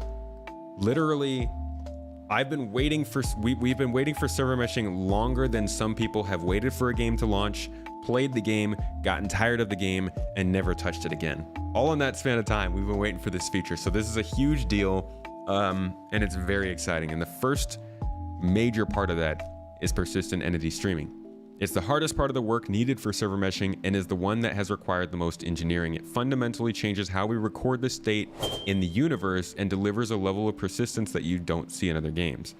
Up until now, all persistence in the game has been tied to a player's inventory. What this means is that ships that you own or items you hold physically or in their virtual inventories of items you own. If you physically attach an item inside of your vehicle, say a rifle to a rifle rack, when you log out or stow the vehicle, it will remember all the attached items and anything in that vehicle's virtual inventory. You get that because, that happens now, right? If you store your ship with stuff in the inventory, you get it back, the stuff's still there. It's pretty nice, but it's limited. However, if you drop or place something loosely, even inside of the ship you own, like on the ground, if you drop some water bottles or something, or you put a water bottle on a table, it won't be associated with any player inventory. So when you log out or the server crashes, the item will not be there when logging or rejoining. This is why you can't have somebody bring food onto a ship, put it on the table, and be like, hey, here's some food. Now whenever we go on voyages, we can go and eat. It simply wasn't possible before because it would be despawned when you logged out. With PES, we are recording the state of every dynamic object in the game, irrelevant of whether it is owned or held by a player. That means that you could drop a gun or a med pen in a forested area on Microtech and return several days later after logging out to find the gun or med pen still there. Suddenly now, we're talking about temporary bases of operation for orgs that are always persisting because people just leave their ships there. We're talking about the ability to leave a stash of stuff in some random cave where you don't want anybody to find it until you're ready to come back and get it. We're talking about the ability for ships to crash on planets and for those derelicts to stick around so you can come over and scrape the hull off of it and salvage. Those are the kinds of things that persistent entity streaming are aiming to make possible in the game. So when we go back down a little bit further and they start to talk a bit about how it's working. Let me see. Okay, so for persistent entity streaming to work, both the entity graph and replication layer need to be functional. Those are two of the biggest parts of server meshing, which is kind of big because what they're saying is that for persistent entity streaming to work, we need these two major parts of server meshing to work. So if persistent entity streaming is working, that's two less things we have to worry about in the future that will work. In terms of engineering, this was one of the biggest technical challenges and required a fundamental reworking of how the game handles authority and state change of entities. In addition, a whole host of new online services were needed to support the replication layer and the entity graph. To support PES, we needed to create 12 new services. For server meshing, only 4 are currently planned. So you can see just how fundamental tech for server meshing is in persistent entity streaming. All of this means that getting this streaming to work would require the bulk of the tech we need to make server meshing viable. As of that point, this is Chris talking, I'm happy to report after 16 months of work from 18 engineers, 3 dedicated Q&A, and 4 producers spread between CIG, the team were able to demonstrate persistent entity streaming working last week in our weekly internal persistent universe update. The bummer about this is that they still haven't shown us. This was a few months ago, and I honestly expected to hear another update about this by now. So they're a little bit late on getting this actually proven to be working to us. I do believe that it worked for them internally, but it seems like maybe they've run into a couple of hitches in making it work in a larger environment. That letter doesn't specify how much persistence is actually being put in. It doesn't. They just refer to persistent entity streaming as just that. Your question is, with persistent Rex, what will happen with something like Jumptown, where people like to nuke groups of ships? Will those ships persist as well? So when new ships come back and then they get nuked, those ships will remain as well? That's a huge dogpile. Yeah, they're gonna have to do some form of density mapping, and they talk about this here. I actually don't know if this is exactly what they mean when they talk about it, but here they mention that a time-sliced entity density manager was implemented as part of the reworked entity lifetime for server meshing. So the engine team, this is the engine section, they're doing things to try and proactively combat this. And I'm not sure exactly if this is what we're thinking of, but they have to do something to get around that, because things are going to start to pile up. And they're going to have to figure out a way to make sure those things dynamically despawn if it gets too crazy. The interesting part about reading this and how they had to bring on a host of new online services and how they had to change the fundamental tech and how things were running is, like, if you go into these monthly reports and you look for server meshing, this is not a good example. But let's say Star Citizen May monthly report. There's a pretty good chance that when we look in here and we do a search for server meshing, that we'll see something that's being referenced that had to be changed for server meshing to work. And there's no references of server meshing. Perfect. You picked the wrong monthly report. Let's try April. April. I'm so bad at typing on stream. Meshing. No? Are you serious? Come on, you're embarrassing me, guys. What is this? Ay. All right, maybe I'm wrong. Maybe this never happened. Maybe I just imagined it. One more try. March. This is not gonna work. I look like an idiot now. Everything you said was a lie, Space Tomato. God. June, please give me something. To be honest, maybe they don't actually reference the word server meshing. They probably don't reference server meshing when they talk about it, but they've been talking a lot about how, oh, here's something. Yeah, how does that happen? It actually worked. I just scrolled to it. Wow. Okay. This involved the ongoing refactor of the transit system so they can simulate train networks when the carriages aren't spawned in on the machines. This is exactly what I was talking about. They worked on variety of tasks to ready their systems for the release of persistent streaming. So like these sorts of services that they're doing, if you look in the different monthly reports, there are little blurbs like this that are hard to remember, but they're easy to see when you actually read them and you remember to look for them, that show how much each team has been having to do different things in order to prepare for the server meshing. Yeah, it's a good idea. Search for the key components like GGS and stuff. Jesus, that's so loud. So you get an idea of how much effort and work has gone into persistent entity streaming. And let me see. And they start to talk a little bit about what their plans are for it. So let's look at what they were saying. Because of this, we are going to be approaching 3.18 differently than our previous releases. We are anticipating that 3.18 will require a much longer time in the Evocati or PTU phase than our previous releases, due to the fundamental change in how the game tracks state. We know we will also need testing at scale, as in our experience we see different issues when we go from internal testing to Evocati to PTU Wave 1, then Wave 2. For anybody who doesn't know,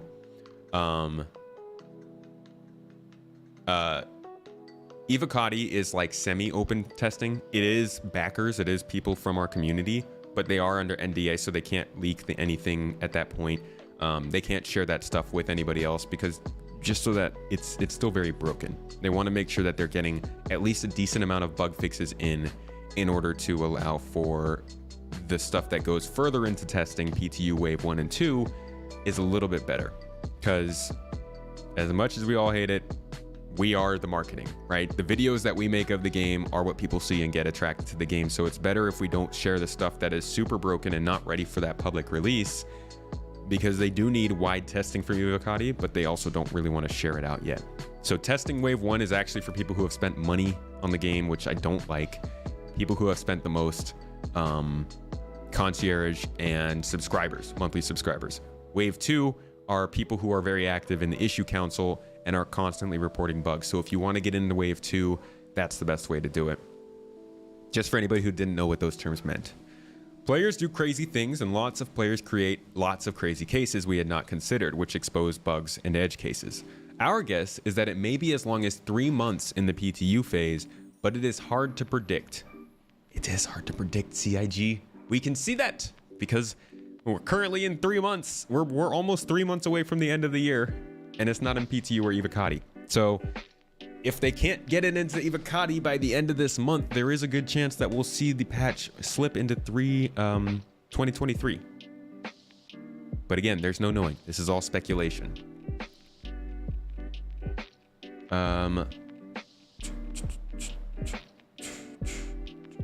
Okay, here we go. So we do not want engagement and content to stall because of PES requiring longer testing, so we're planning to release a content-rich Alpha 3.17.2. Anybody who was wondering why we got 3.17.2 and it seemed like such a big deal, this was why. They basically renamed 3.18 to 3.17.2 and moved 3.18 to 3.19 slot. This will have known stable code, new missions, new locations, and other gameplay in late June. Now, we actually got it in late July, but it's CIG. We'll give you that 1 month. The vast majority of players, hundreds of thousands of them in fact, are here to simply play on live. And for them, we want to keep giving them engaging new gameplay and adventures to enjoy simultaneously while we test 3.18 at scale in the PTU. Why do I insist on wireless? Oh, you guys are talking about wireless mice. Check it out. It's lovely wired and very broken. Ooh, but I also have this wireless mice. This is for the other computer. Oh, wait for it. Hey, I also have these two wireless mice, both Logitech, and they're not the same mouse. This is the 604 and this is the 602. Both of them broke.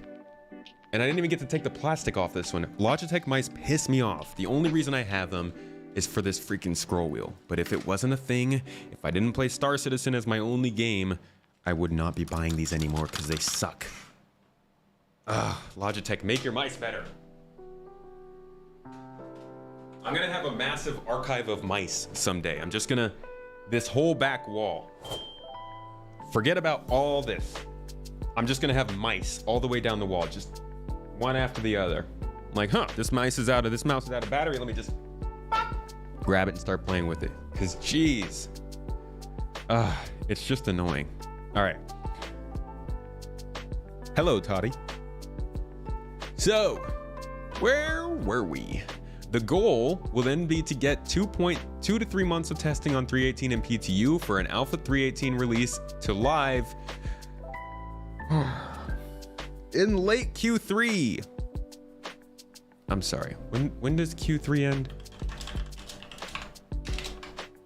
Let me just September 30th. They just need to stop doing gate dates. I thought we were getting away from this. When I was reading this, honestly, I was kind of like, I was reading it and I was consciously in my head. You can go back and probably find the stream where we were going over this. Consciously in my head, I was like, is this a good idea? Well, you know, they got it running internally. Like, they must feel pretty good about it, right? But it's software, and I'm guessing they ran into problems. So this isn't coming in late Q3 because we don't have 2 to 3 months of testing left until September 30th. Unless, I mean, I guess that's the tax quarter. Their quarter, I think, would probably end around CitizenCon time. So like mid-October, but I don't think we're gonna hit mid-October either. I think this patch will maybe be in time for the Intergalactic Aerospace Expo, but they do not want to release 3.18 for that. Oh my God. Could you imagine? Could you guys even imagine? Oh, if they tried to do IAE and release Star Citizen 3.18 live at this on the same patch, we would die. The Earth would implode and the visible universe would self-destruct. That'd be terrible. I hope they don't do that. I hope they're able to get this in by late October at the latest, but I'm not confident. I know many of you have been waiting for Salvage physicalized cargo and persistent entity streaming. Interesting that they call it physicalized cargo and not the cargo refactor for a long time, and I am excited to see us in the home stretch to finally bring it to you. I think 3.18 will be an amazing update that is an even bigger game changer than 3.15 was, but we want to make sure we give it the proper time to test so we can deliver it to you at the best quality possible. I will always say I want the patch to be its best. Delay if you have to, but I am disappointed when you do delay past what you told us, and I guess that's what a delay is. That was stupid. You're just dumb, Space Tomato. But I do wish that they didn't tell us the Q3 thing. What's the fastest way to piss off every backer? Oh, releasing for IAE. Yeah, they might do it and break everything. Oh, that would be so rough if they did that. Oh, that'd be terrible. I mean, we've had some pretty bad patches come out for live events. Anybody remember 2020 Invictus launch week? Oh. Make sure I mount the mice with traps. Do you know if you can buy 2 SCU boxes in game yet? You cannot. No. Fastest way to piss off every backer, delay Salvage for the 15th time. I don't think they'll delay Salvage. If anything, I think the Salvage will be done before the update's ready. Because what's probably delaying the update is persistent entity streaming. Isn't that the term you and Salty Mike used instead of cargo refactor? Yeah, and that's also, we actually talked about the cargo refactor at the beginning of this stream. Anybody who didn't catch it, we went in a lot of detail on what the cargo refactor will actually be. So if you want, go back and check that out on YouTube. But the cargo refactor is mainly physicalized cargo and the ability to load it and unload it from ships. Let's see. So this is... Actually, hold on. I'm gonna come back to this because this is the next part of the technology of 3.18 that I want to touch on. But persistent entity streaming, you heard them talk a lot about some different stuff there. I'm gonna go into some detail on what those things are. Let me just pull up some of the footage. So we have the goods, the interesting bits to look at while we talk about this. So the first thing to know about persistent entity streaming and server meshing as a whole is that it has changed a lot since they first introduced it to the game. Since they first introduced it to us. So the first time we started hearing about server meshing, I believe, was back in 2017-ish. I mean, the idea was always there, but they didn't really start talking about it until 2017, 2018, when they were talking about object container streaming and explaining what that was and why that was important. But they went quiet about server meshing for a while, for a couple of years. And the reason they did that was because they actually found out it wasn't going to work. They realized that their model for server meshing was not the best way to go about what they were making. And that's something that we've seen time and time again with the way they've made this game. I released a video for YouTube channel members and Twitch subscribers. YouTube people, you can find it on the main channel. Twitch, check out the Discord. I made a video for you guys earlier this year that actually talked about how when they first made Derelicts, they kind of didn't do it the best way they could have. So that's why we ended up taking so long to finally get Derelicts earlier this year. And if you listen to this video where they talk about server meshing, they kind of explain the idea behind how it works. So let's listen. And object containers as well as streaming groups that are visible in server memory. When a player connects, we create a so-called streaming bubble around that player, and object containers as well as streaming groups that are visible from the player's point of view are considered inside this bubble. Any object container. So what he's showing now is object container streaming, which is what we got back in 2018, helped with the frame rates a lot, and it helped to separate the player from the stuff in the verse that they needed to load in for that player. That is inside the bubble will stream its content, and any streaming group within the bubble will also be streamed in on the server and then replicated to the client. So he's getting a little bit ahead of what we're talking about, but the idea here is that if you're a player near a moon or a planet, that moon or planet will be streamed in for you and it'll load for you, but it won't load for other people. The thing is, this is only on the client side. So it helped us a lot on the client side of things, but not so much on the server side. The bubble. There's a great example. So now it gives a really good readout. Trey, lore video. You really want a lore video, huh? Thank you for the super chat, my friend. Thank you for the 50. I appreciate that. I'll get a lore video out. I think I'm going to start redoing my videos that cover the manufacturers of the verse. If anybody knows that video series, I miss it. So Bubble will get bound to the client, which caused the network layer to replicate these entities to the client, effectively streaming them in. We call this technique entity bind culling because streaming on the client is driven by the network layer, binding and unbinding entities. Paraphrasing, you can see how everything inside of the bubble around the player is being loaded in. Now, this is what it looks like when you have multiple players on a server doing that same thing. However, it doesn't scale well on the server. While we do stream entities on the server with no players close to them, a poor distribution of players will cause the DGS to load most entities, and the more clients we try to match to a given game server, the likelihood of a player being at every single location increases. And that basically nullifies the benefit of server-side streaming. So what he's saying here is something that me and Salty Mike actually talked about on the last podcast from this weekend. And that is that the 100-player additions to the servers was cool and it was good. And Salty Mike was saying he was hesitant about it because if you get 100 players into the game on Microtech, that means the only thing in the whole server that's being loaded is Microtech and the things around Microtech. But if you get and that's something that happens with content creation when Terada or Captain Burks got a bunch of people together. All those people were in the same place, so only that one part of the system had to load in, meaning there wasn't much load on the server. What he's showing us here is that you have clients, you have players all over a star system. Yeah, on their computers, they only have to load in a little bit of the game, so it doesn't put much load on your computer.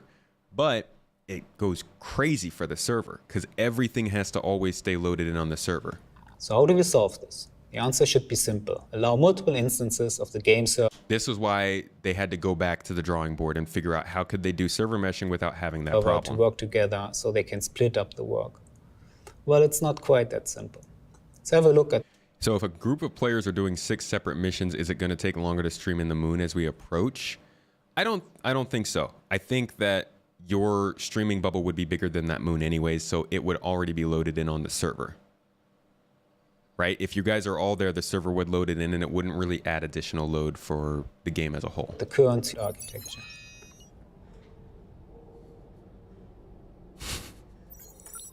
As of today, we have a traditional client-server Sorry, Mrs. Tomato is being an asshole. architecture. One instance of a dedicated game server serves up to 50 clients. This is called instance, as the dedicated game server has its own instance. PES is is a 318 feature, but 318 it'll probably grow after 318. I wouldn't expect it to come in and be the end all be all right then and there. View of the persistent universe. Once the server is full, we start a new server instance, which then serves additional 50 players. As we've seen before, when a DGS instance is created, it loads a unique version of the Stanton system into its local server's memory. Therefore, each dedicated game server instance has a unique copy of every single object that's part of Stanton. As these I know it's dry. I promise this is going to make sense in a second. Let me jump forward. Because he mentioned the replication layer in those in that stuff we read. Let me go back to that real quick. So he mentioned up here that they had to get the replication layer working. That the most difficult part, I think they said, was populating the entity graph or its initial state along with the replication layer are the bottlenecks for getting PES working. Here we go. For PES to work, both the entity graph and replication layer need to be functional. So I'm just trying to introduce you guys to what the replication layer is so that makes more sense when it comes online. You can kind of get an idea of what it is. Issue, or what we are PES separating simulation and replication. Instead of just meshing multiple dedicated game servers together and have them synchronize state between. Jaybird, I don't think I know the tech well enough to answer you with 100% confidence, which is probably why it sounds iffy. I talked to the person who actually came up with the replication layer. CIG hired them a few years back because of the tech that they were making and the patents that they were looking to acquire on it. And it makes sense when it gets explained, and I'm trying my best to explain it, but I don't think I'm the best at doing so. But the idea is that both your client and the server have to have an idea of that part of the game. Your client is going to have less of a problem because it only has to load it once, whereas the server has to maintain it for everyone. So if both of them are loading in at the same time, it's the server that's going to be the bottleneck. And what server meshing is hoping to do, I think, I'm getting ahead of myself now. My brain can't even keep up. Let me think. When the server has to load in the same place for multiple people, it's not going to add any extra server load.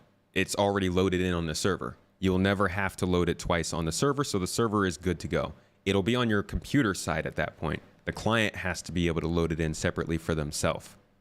And I guess that depends on your computer. So the idea of server meshing is taking the load off of the server and allowing it to be distributed to different computer hardwares. The idea of the replication layer, as he's about to explain, is making sure that the simulation that you are trying to run and that is trying to load isn't the same as the game on your computer. So if your computer crashes, the replication layer is still sending that data to the... I'll let him explain it. We are introducing a new layer called replication layer. The replication layer has two major functions. It holds the state of every entity in memory and replicates the state to clients, but also to server nodes. I said server node because in this setup, the traditional dedicated game server becomes a game server node. This server node connects to the replication layer, very similar to a client, and only a subset of entities are replicated to that server node. So the replication layer is basically like, you guys know the TV show Loki? You know how at the end of that TV show, they had like the, what's it called? The holy timeline or whatever it is. Like there's a main timeline and they're like, this is it. This is what's true. Nothing else can change this. That is, actually technically that's not even the replication layer, that's what they call the entity graph database. This is PES. This is persistent entity streaming. This is what everything depends on. This is separated from the servers that can crash, from the computers that can crash, and the replication layer that is always there. It basically allows for that same persistent timeline of Star Citizen to always be true no matter what happens. And anytime that crashes, server nodes. Anytime that crashes, the replication layer can easily pass the information back to our computers and the servers, so it never actually goes dead. It's always persistent. It always remains true, and the entire game is connected through it. That's why they're hoping that 5 different star systems with 400 players in them, all of the players will be seeing and experiencing the same things when they're in those areas, if they're on the same shard. It also replicates the state into the entity graph. Since the entity graph is a persistent database, the state of the shard is never lost, and even if the shard is shut down, the state persists and can be resumed at a later time. So that's what they said was working back in May. When they said that finally, where was it? Our director of engineering for online tech spun up a server, populated the entity graph to its initial state along with the replication layer. So they got this set up. Where is it? Then connected to a client. So they got this part connected. Placed down a series of small objects like cans on the surface of Aberdeen, along with an 890 jump and an anvil arrow. He then killed the server and the client, so they both were gone. The server was restarted. They didn't populate the entity graph themselves. They just let it continue, and then connected a client, warped to Aberdeen, and everything was there as he placed it. So for the first time back in May, this idea worked. They were talking about this in concept last year, and they finally got it to work, and that's what they're bringing to the game. Trey, thank you so much for becoming a supporter on the YouTube channel. Make sure to check out the main YouTube channel front page, and you'll have some exclusive videos waiting for you. So that's the idea of the replication layer in the entity graph. I didn't explain it in whole. I do have a video you can check out on that if you'd like on my YouTube channel. Just type in like server meshing space tomato, and I have something where I describe it. But that is the overall importance of entity streaming. If nothing else, I hope my whole episode of tripping through that explanation was able to communicate to you how ridiculously complex and important it is, because I don't know what I'm talking about. That's why it's going to be scalable. Yeah, which is the good part about it, is like it doesn't depend on how many physical servers they have anymore. It's a little bit more scalable than that. Do you get a certificate for completing this course? Do I? Oh my gosh. The amount of time I spent watching that video and watching the Gen 12 video, which I'm about to go over now, last year, honestly, it was terrible. I love what they're doing with this game. I love the developers. They're so smart. They're so good at what they do. They're not presenters. And I don't blame them for that. I don't want anybody to think that I hate the way they talk or anything like that. It's just hard to listen to the same video 5 times when it's just like very dry. You know what I mean? But anyways, that gets us on to our hypotheticals. And I am excited for this. I wrote the script for my video. I'm going to release this as a video next week at the end of the week. So it'll be a lot more concise and compact. But on the script that I wrote, I had some hypotheticals that I think could make it into 318. These are very hypothetical. Please don't take my word for it and assume that most of these will absolutely not make it into 318. But this is the fun section. This is where we talk about things that might make it in, but aren't necessarily listed. So here's the list. And we're actually going to start with Gen 12. Because that's what I want to do. Freak Gang Gaming. Thank you for becoming a YouTube channel member as well. Check it out. Check out those exclusive videos. All right. So Gen 12 is another thing they talked about here. Here at the bottom, they say, where's my music?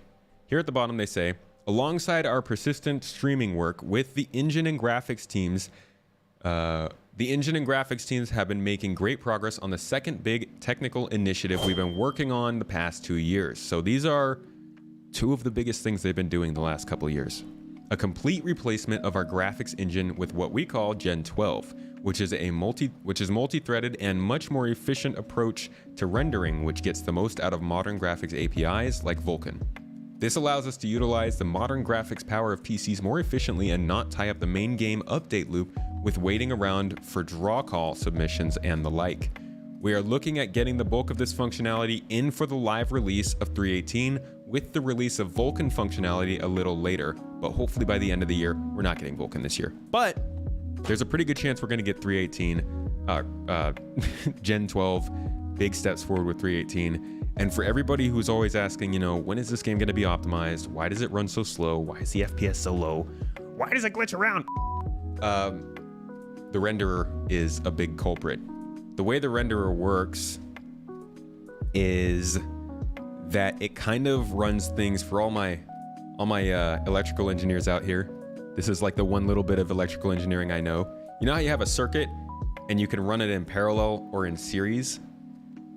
They've always run things in series across our processors, it seems. So like you have this really small pipe that this data can go through on your processor before it goes off to your GPU. And because it worked that way, it constantly was very difficult for our game to run. This is why the game is generally processor bottlenecked. And this is why churning down your graphics settings in the game actually doesn't really help with the graphics or with the performance if you're not GPU bound, which most people aren't. So what they've proposed is that they're going to change up the rendering engine to be multi-threaded and to make better use of the GPUs. And this has been a super, super long endeavor, years and years. Something that has been planned from the start, because honestly, the rendering engine is one of the biggest parts of an engine to help it run better. And to make this ever better to listen to, I actually have a nice little themed animated video I made to explain the multi-threading action. So here you go. Let's say you have a house to complete with 3 workers. These 3 workers represent our CPU cores on hand. The time they take is the time taken to pass to the GPU, and occupancy is the CPU utilization percentage that you would see on your task manager. You can see in this diagram that each red action is a point where one task is dependent on the other to continue. Each time we reach one of these red points, we need to jump to another CPU core to keep working on that next task. While this isn't inherently bad, it could be much better. Instead, you could move some of your processes around to open core positions to decrease time and increase utilization, completing more work in a shorter amount of time. Okay, stop. So that's like a quick explanation, and it's a lot prettier than my face, so I thought I would let you guys see that. But we can actually jump over to their video as well, because they do have a Gen 12 video. You're gonna love this.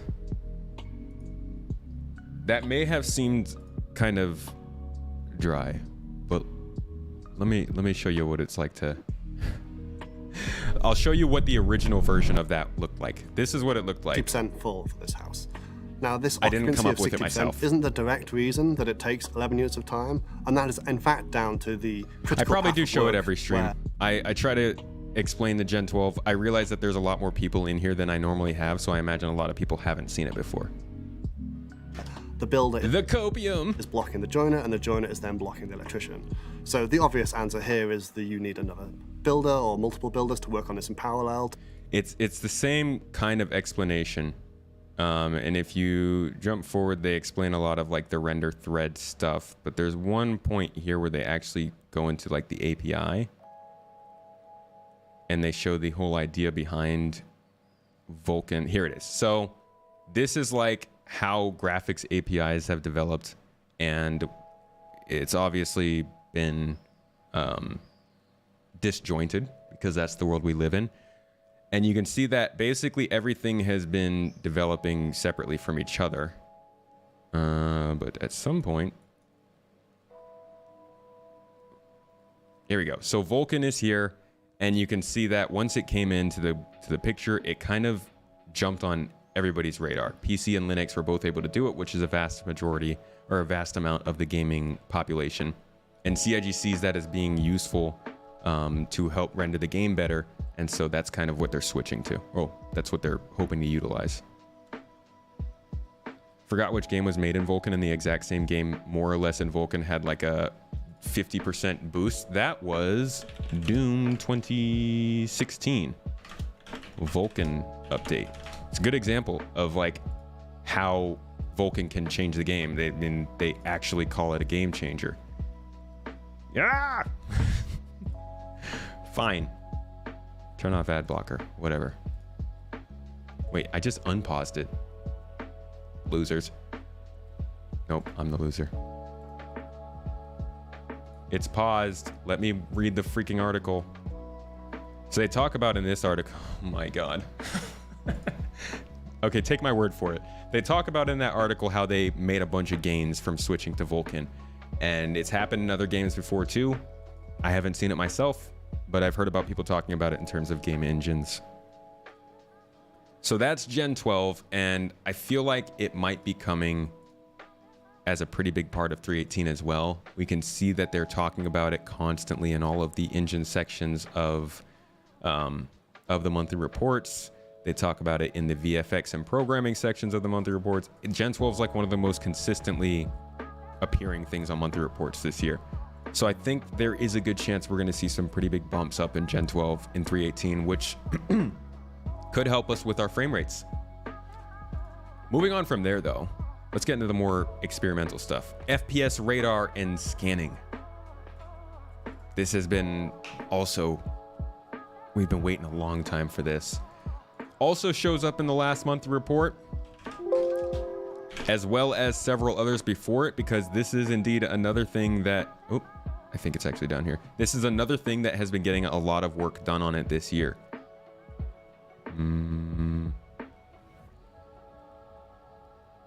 Sand locations, cave interiors. No, where was this?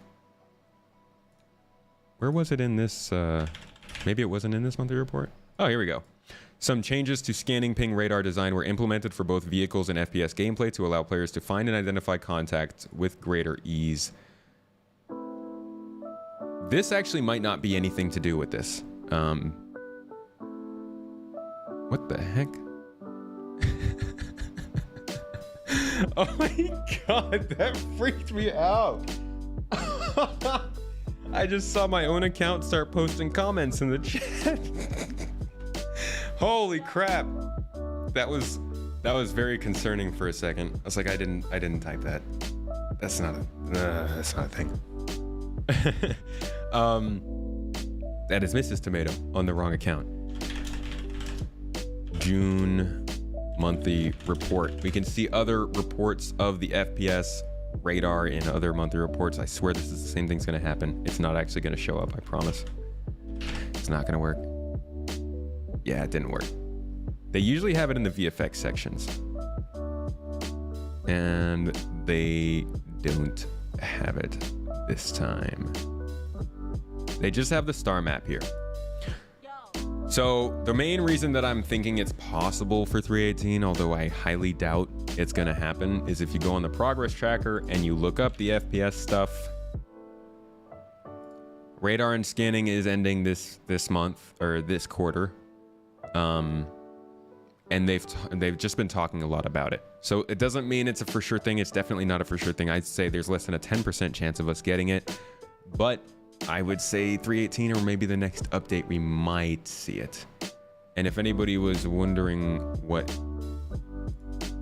it might look like, there's actually a bit of an FPS map that we've seen before, but I don't really think it's going to look anything like that.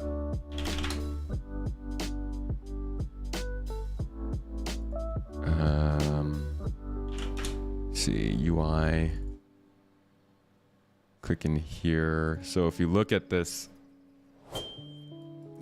animation, once it finishes closing, for like just a split second, you can see the FPS HUD, which I'm assuming is placeholder, but like you can see that it has an objective up here or maybe a mission name. It has emissions up here. It has your compass at the very top, and then it has a mini map over here on the left side.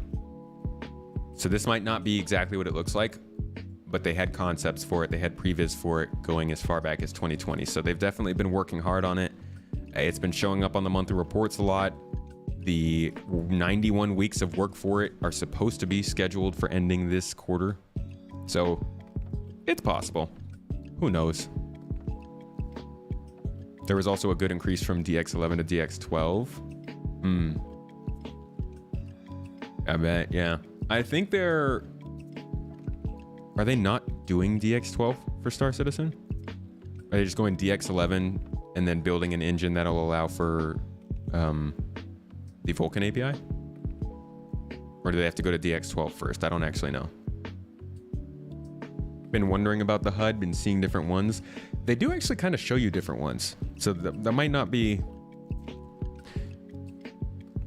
That's not as surprising as you might think. They've shown the Aegis HUD, which was the one that we just saw, and then they've shown the Drake HUD that they're working on, which surprisingly is still not been shown. This is last year they showed it. A year ago this month was when they showed that they were working on the Drake customized HUD, but I'm guessing they had to take some development time away from that to work on something else. No, I know that Gen 12 doesn't mean DX12. I'm just asking if they are going to DX12 first, like if that is the base for what the new engine is supposed to be, and then they start to develop it for what's it called? Vulcan. So they just skip over DX12 and go straight to Vulcan. Okay. Gen 12 is just the name they gave it because it worked with the nomenclature of what was new at the time. It wasn't meant to exactly say it's Gen 12. It's just meant to be like, hey, this is the newest engine. The newest rendering engine at the time is DX12, so we'll just call it Gen 12 because it makes sense. So that's FPS radar and scanning. We don't have much to it. We don't have much proof that it's coming, but I'm curious about it. And it's the work is ending soon, so I'd be happy to hear more about it. And I think this is one of the best changes that can be made to help newcomers being able to scan and see things, get some augmented reality overlays on objects, and understand what they are and how you can interact with them compared to just walking up to things and holding the F key to see if you can interact with them. That's going to be a lot better. So I hope that does come.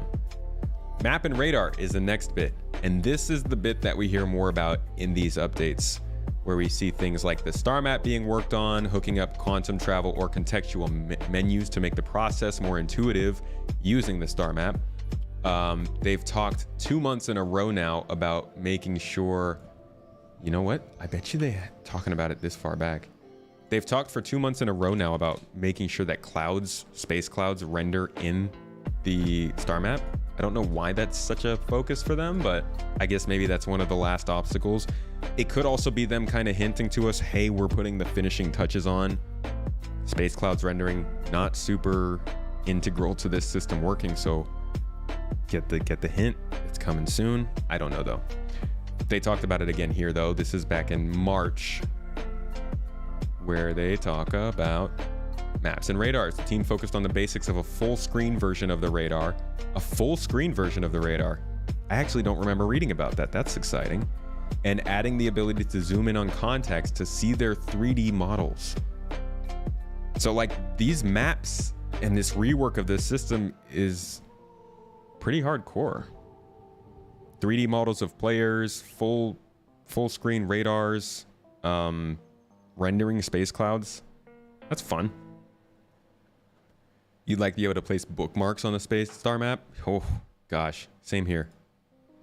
I like to go back to these concept images because I'm a sucker for them, but they really are beautiful. I show them all the time. I put them on my videos, but I'm gonna show you again because I'm sure somebody here hasn't seen them. As soon as I find them. There we go. Feast your eyes on a star map concept. I would love something like this. I'm sure there's plenty that can be done to make this more efficient, but this is beautiful. This is actually the galaxy map. This would be the star map. This is beautiful. The holograms look great. The lighting looks good. It is concept art, I know, but You can filter stuff. You can get 3D or 2D. There's a search bar. You can create an AR waypoint. It's just all like bookmarks. There you go. You got your bookmarks up there. This is that good. And I can't wait for it. This is like one of the greatest things we could possibly get. That's a classic Zany Bean concept. Why, you seen a lot of Zane's work? Was there an eject button? I hope that didn't mean eject from the ship. It looks based on the Arc star map. Yeah.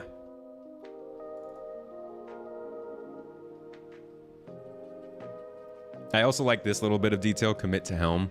Like you're the navigator and you're sending this to the actual captain or the pilot.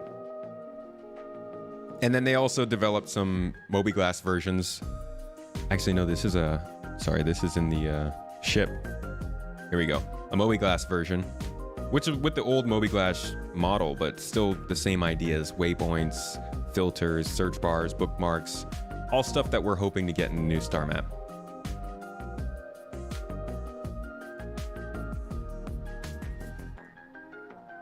Eject from the galaxy. It's instantly recognizable as like nothing that's in the game. That's fair. The UI still hasn't caught up to the concepts.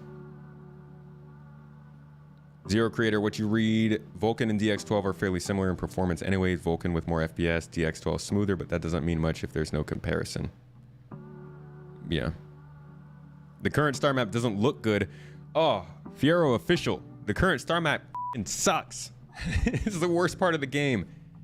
Nobody, I won't say nobody can deny that, but nobody should say they enjoy the star map.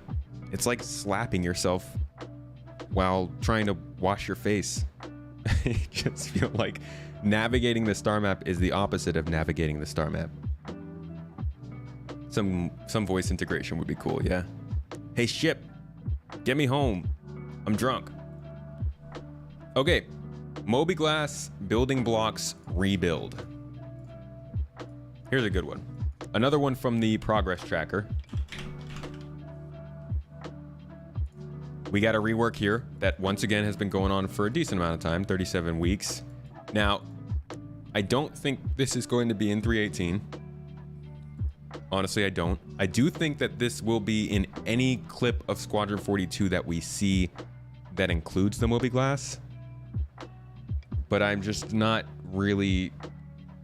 I'm not hopeful this will be in 3.18 because most of the work that's being done on it is Squadron 42 focused. And you can see over here, the Squadron 42 feature team and the Squadron 42 UI team are working on it. Not exactly sure why, since it's just a building blocks rework and not actually adding new apps or anything like that.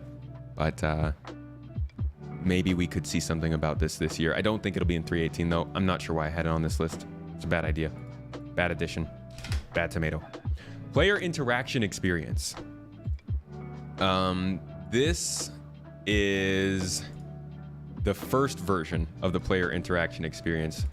And the first thing that points to this change, I'm gonna have to search for, I think the May monthly report is where they talked about this. We need vehicle beacons working soon. I suspect they are part of the new star map system as well. Yeah, beacons would be great. All right, so new player, come on, it's gotta be here. Okay, so last month, Narrative continued to work with design on a handful of new missions and initiatives. This included discussing new mission archetypes and tackling the new player experience to devise a system to introduce new players to the game's various mechanics. Now, if we go to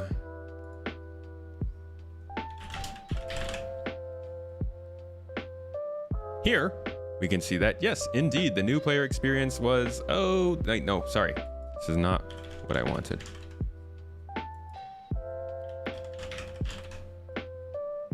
Player interaction system.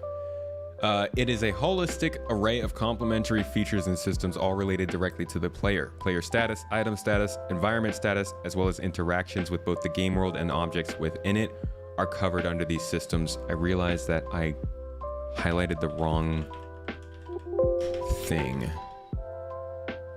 You know what? I actually don't know where I'm going to be able to find this. There was a quick mention of this regarding, I think it was item and weapon interaction in a monthly report this year. In addition to that, just the fact that they're talking about it on the monthly report and that this is changing. You know what? I think it was UI stuff that they talked about.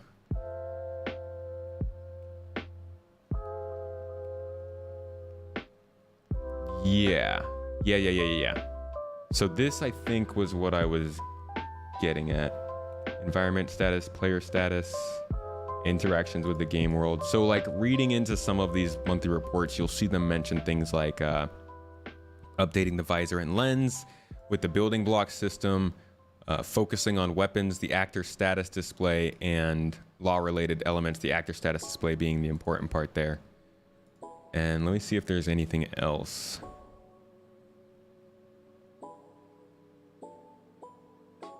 No, I don't think on any of these there were.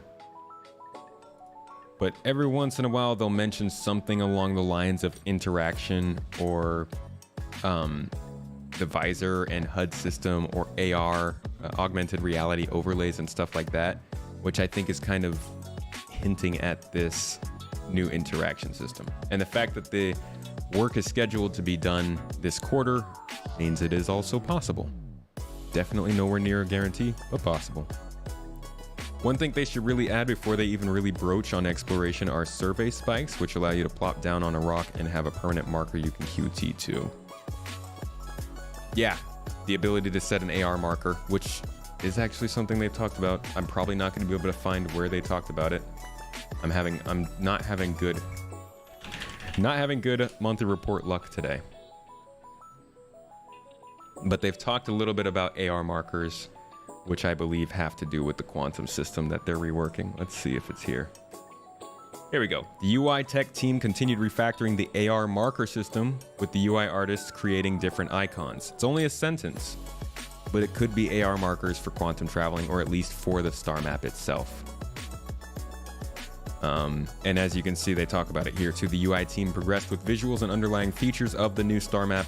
This included creating an in-editor concept and implementing the controls and marker icon transitions. So they're talking about markers in the star map, but we don't know what they're for yet.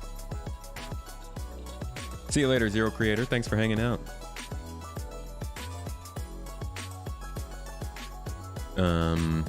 Yeah, so there's some mention of AR marker stuff. It's not too much, but it could have something to do with the map system.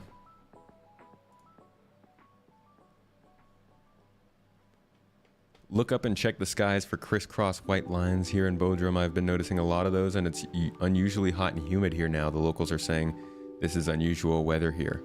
We're getting usual weather here. That is surprising that it's humid in Bodrum. Used to getting fires out that way this time of year.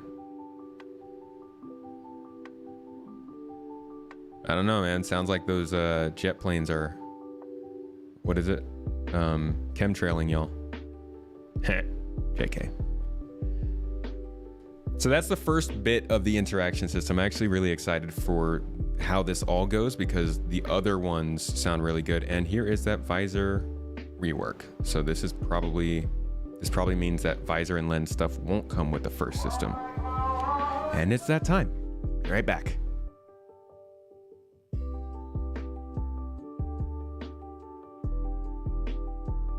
So the next system of the interaction is actually the lockers and inventory. I don't know how excited y'all are for that, but Lockers T1 introduces a consistent way to store clothes, armor, and items in physicalized state. Basically, you're gonna have to actually put stuff in your ship lockers. You're not gonna be able to just walk in your ship and like throw everything into an imaginary box anymore. So these things are starting to come online, and like I said towards the beginning of the stream, it's gonna start to get annoying to try and play this casually. But that's the player interaction system. I'm hoping that they might at least tell us something about this, but I don't know for sure if it's gonna be in 3.18 or not. The Drake Corsair. This is an interesting one. I tell ya, my friends, it's an interesting one. let's look at what they've been saying about the Drake Corsair. It started its work back in 2021, Q2, last summer or last spring. And they were working on it pretty consistently, and then they got real heavy with it around Q1 of this year.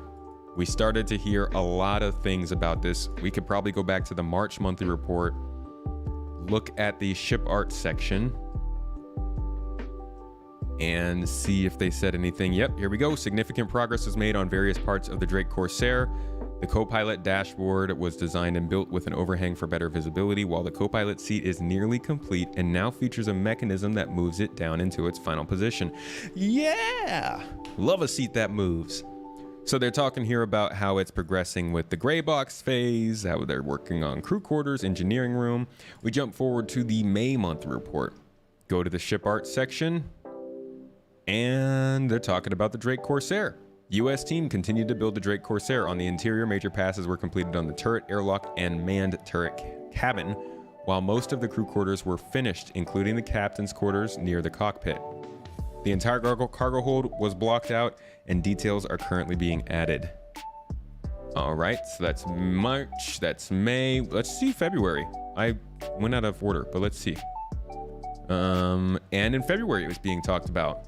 They worked to create the quality bar for the Drake Corsair. An updated kit was created, and the cockpit and mess hall were brought to final art. They also made design changes to the ship's layout after seeing that some areas were negatively affected the player experience, such as trapping players in the cockpit and manned turrets. They act like we don't want to be trapped in our Corsair. Let me hear it from the Corsair boys out there. Thank you so much for the super chat, by the way. Trey, you know, the super chats don't make me make the lore video any faster. I'm still stuck in front of the camera. I still got to get off and go make it. I appreciate the support though, man. I will definitely be working on some lore stuff soon. Don't worry. So that was May, March, and February. In June, I believe they were also talking about it. No, actually June might have been the month they skipped. Yeah. So in June, they said nothing about the Corsair, which was strange. They were just like, yeah, we're working on it. Yeah, we're working on it. We're working on it. No, we're not working on that. That ship. So then we jump forward to July and go back to the ship art.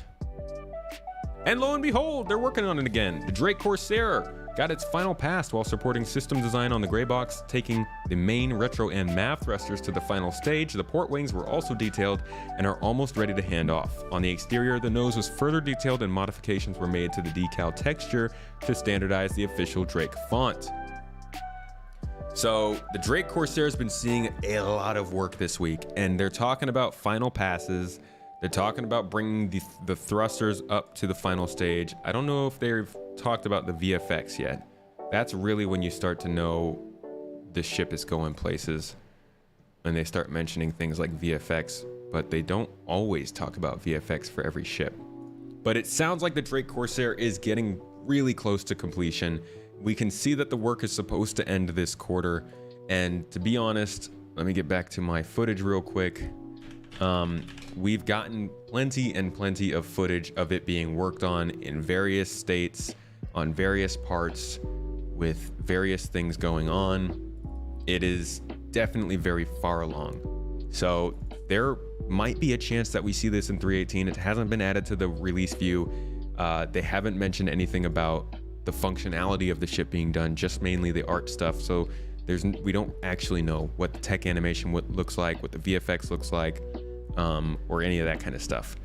So take it with a huge grain of salt, but the Drake Corsair is finishing up this quarter, and it's possible we'll see it with 3.18. Because remember, 3.18 isn't coming out right here. 3.18 is not going to be out until like over here somewhere. So they could have an extra month or so after that scheduled ending of the stuff. Joe Fried, thank you so much for becoming a member on the YouTube channel. I appreciate you. Will the Corsair have a bathroom? Absolutely. No need to poop on the poop deck. I'm not sure if it'll be ready for 3.18. I don't know.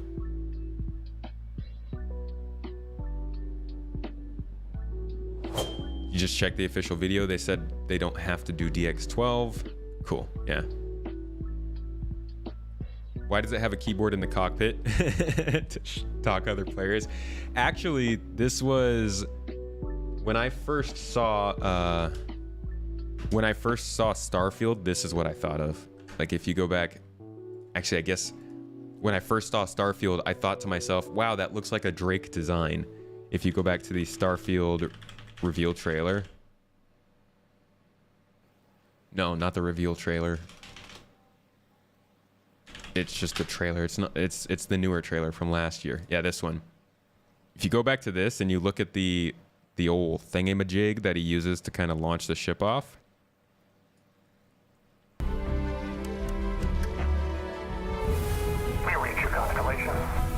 This is all we've been working Look at this. towards.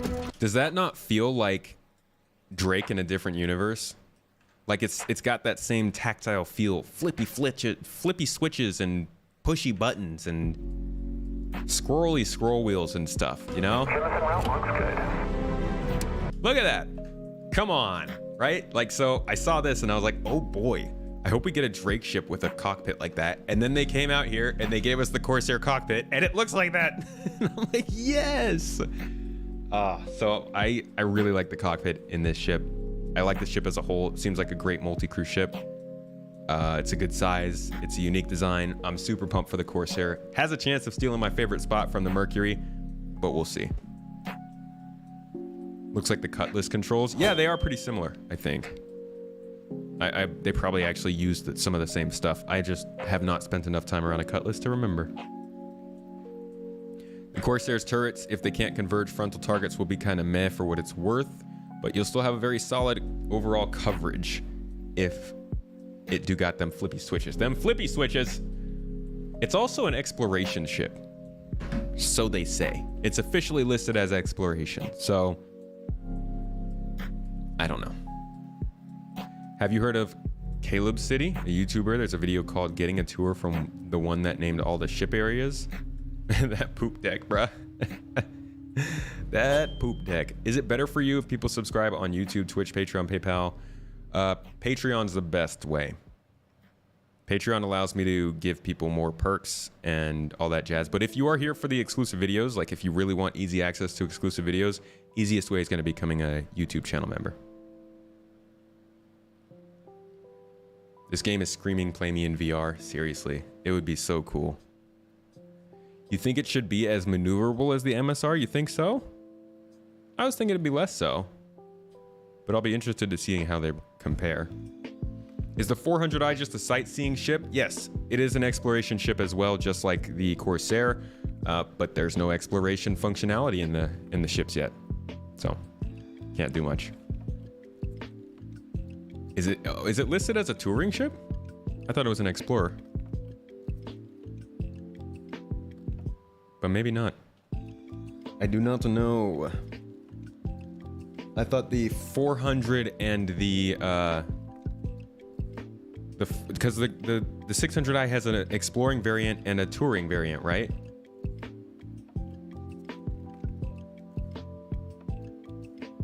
Exploration, travel to exotic worlds, meet interesting species and kill them and rob them. But yeah, that's the Drake Corsair. That's where it's at. That's how long we've got until the scheduled work is done. I think the August monthly report is going to give us the best idea of what's going on with it. So make sure to check back in on that next month, and hopefully they'll have some good news. Next up, dynamic mission system. Oh, that's fun. This actually kind of reminds me of that other, what were they called? The space environmental missions. So the dynamic mission system is also finishing this quarter and reads, this will allow select mission types to be dynamically tailored to the current environment and later on quantum. These missions will be customizable and payment will accurately reflect the distance traveled and risk involved. Now, tell me that doesn't sound like this. Implementation of new missions and scenarios that the player will encounter as they wander around an area of space. The missions that appear will be based on the probability volumes that the player is currently in. That kind of sounds like dynamic missions, right? It doesn't say anything. they're not linked together. Usually when you have these things, they give you the link. Gosh, actually, I'm sorry. When you have these things and you look them up in the cargo, or in the progress tracker, they usually have the link to the actual card, so you can click into it and it takes you straight to that card on 318. They don't have anything like that for these missions though. So I don't know if it's the same thing, but they sound suspiciously similar. Maybe they're using the same system.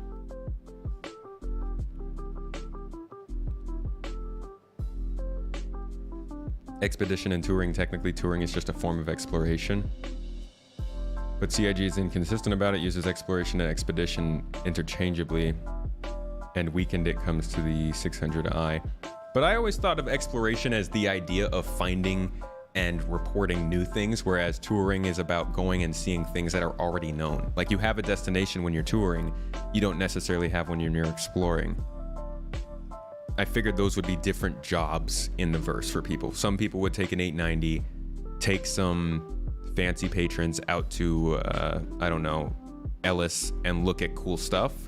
Whereas the explorer might take an Odyssey and go out to Pyro looking for mining deposits and stuff like that. Like they talked about, do they still have passenger transport missions on here? Probably not. No, they don't. They used to have something on here where you could deliver passengers, and I thought that was kind of the beginning of touring. So yeah, dynamic missions, I'm not really sure what these entail, but they're finishing at the same time as the environmental missions are supposed to be coming. The work is almost done here, and to be honest, this is going to be great, especially for things like when you want to do a delivery mission and you have to pick something up at Microtech and deliver it all the way to Mike L3, the farthest jump you can make in the verse. They better have a system that's accounting for all that distance you traveled, right? It's going to be nice to finally get to do a delivery mission, and when they give you some place that's in a difficult place to go, they actually are covering you with the money. Agreed with the term usage, just going off the shipyard article. I got you. 90% of your beef over the 890 jump is gone, thank you. Why is that? You want that shuttle from Crusader? That'd be a dope little runabout for going down to planets. You were thinking the same, touring is like taking a cruise or tourist ship, whereas exploration is about going out into the unknown and finding new things. Expedition, you assume, was longer term exploration.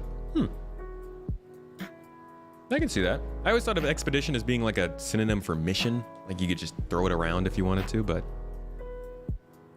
Oh wow, I was missing notifications. Skagrag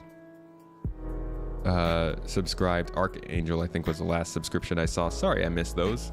Appreciate that subscription though. Thank you for the support. What are my expectations about 318 release date? I think it'll probably be November at the earliest. I hope it's not. I hope it's late October at the earliest, but I'm not sure. I think we could see a November patch. And I hope it doesn't come later than December. Like if we get IAE before 318, that's gotta be bad news. Bad news bears. All right, on to the next one. Dynamic population. This one is a little more iffy as well. All of these are pretty iffy if you couldn't tell. The reason this one is iffy is because it feels like it's gonna be something they can't do until they have server meshing. It's just more entities in the game, more stuff to be loaded in, more stuff to keep track of, to fail at keeping up with the server tick rate, or rather at failing to help the server tick rate speed up. I don't know. But it reads all milestones that need to be passed in order to implement dynamic populations in various locations around the verse. I don't have any other proof other than the work on the progress tracker for this one. But this is basically going to be, we'll make sure that space stations and cities feel a little more active. We'll make sure that there are a couple people at Outposts maybe. And we will just make sure that you're seeing the proper amount of people for the place you're in. But again, like I said, while the work is finishing this quarter, Feels like there's other things that'll hold it back. So I wouldn't put too much faith on this one. Proximity mines. Not quite the same as laser trip mines. And I at first was thinking, this won't come to us first. This will go to Squadron 42 first. But if you look on the progress tracker, you'll see that there is no work scheduled for this with Squadron 42, which is interesting, but it's only a Star Citizen feature, as is flak ammunition. I wonder if we have, no, that's just narrative work. So safe to say that this is something that we could expect to see after the work on it finishes, but we don't know if this is up to date, and we don't know really any of the details surrounding this bit. Implementing proximity mines into the game, which are explosive that have a defined area trigger zone. When someone or something enters that zone, the trigger is tripped and the mine explodes. So they're different from the laser mines. They'll probably be as glitchy as the laser mines, but they are new hazards, new usables, and hopefully new things that we as players can use as well, because I would love to set these up outside Jumptown. Know what I mean? I think these are going to be for the ground, not for players. Jaybird, you got to go to work? Nah, call in sick. Tell him you got a case of the 30Ks. Yeah, I think this is going to be before the Nautilus and ship stuff. This is probably just for players. Maybe we can see. This is for players. EUPU team generally is working on, well, they work on ship stuff, but weapon content team is definitely working on not ship stuff. So I think this is more a player-focused thing than a ship-focused thing. EUPU actually works on a lot of ship stuff. On to the next, transport missions. This is what I was actually talking about just now. So it's not passenger, they're just called transport missions. So this is what I think is the beginning of touring gameplay. Taking advantage of AI follow behaviors to create missions where players transport customers from one location to another, along with prototype missions where players must rescue imperiled clients from dangerous situations and escort them safely. The first thing I think of when I read that is, oh, good. Now the people in the bottom of the caves won't be dead. Instead, we'll have to lead them back up through the glitchy cave to our ship to get paid instead of just finding them. Not escort missions. Transport missions. So the first time they ever teased this to us was Citizen Con 2021. Because I hate escort missions too. We already kind of have escort missions in the game. In fact, you take the escort beacons, you have to protect the ship while they just like fly around in a circle. It's very annoying. But this, oh no, this is 2019. This is taking advantage of a technology they've been working on called the navigation mesh, which just got into the game, which is why I'm kind of thinking this might be an actual possibility. So the first time they showed it was here, when they showed that a ship, or rather an NPC... So one thing that we'll get into later, but we... Okay. Where they showed that an NPC can indeed navigate themselves off of the ship and onto the ground, a planet, a city, whatever it might be. So this was probably R&D work. This is barely functioning. It might have only been working for this specific scene, but it's part of, I think, the work going into these rescue and transport missions, in that you'll have to go somewhere, have an NPC get onto your ship, fly that NPC somewhere, and get paid. It's basically a cargo running mission, but with people instead of NPCs. The thing that's going to change here is that eventually these NPCs are going to have things they want. Comfort, don't do crazy things while you're flying, get here in a certain amount of time, give me maybe a more beautiful route or something like that. If we look up Star Citizen passenger transport design notes, this is like wildly over engineered, so don't like ignore most of this, but you kind of get an idea from when they talk about stuff like your reputation, how are you doing in your flight experience. Every passenger keeps track of their flight experience in a number of different ways. While the higher fares that can be charged for first class may seem very appealing, adequately dealing with the increased difficulty of satisfying a more demanding clientele will require much more than simply the one-time purchase of a ship offering the desired seating comforts and amenities. So like, the first implementations of this will just be us finding these NPCs and transporting them somewhere. But the idea behind this gameplay, this is the beginning of the touring profession in the game, in that eventually you'll have to find the proper patrons that like the ship that you like, that want to go the places the routes that you're running, and get them to those places. So this is work that was actually delayed. This feature was originally scheduled for the beginning of this year, but it was delayed, and it looks like the work is scheduled to finish up the end of this quarter. Now, that doesn't mean we're going to get it in 3.18, but it does mean that they've made some significant headway on it, so we might at least be hearing about it. So transport missions, solid. That's good to hear. Only 4 years now. 4 years later, now we get to see NPCs stuck in a ship and not walking out. Yes. Unfortunately, they are not as good as they were in here, but this was a closed environment. Now we're playing on the server, so of course it's super broked. Shops and patrons. Shops and patrons. This is a fun one. Another one we've been waiting for, but another one they've been talking about on monthly reports. If we look for vendors, they're talking about facial animations for vendors. They're talking about animation worked on the Subin Interstellar mining tool and finalized the first version of vendors. I don't know if that means vendor machines or vendor people. The level design team implements more food vendors, so that's not. Okay, let's see if they have anything for shops. Or rather, shopkeepers. No. How about in June? Shopkeepers, let's see.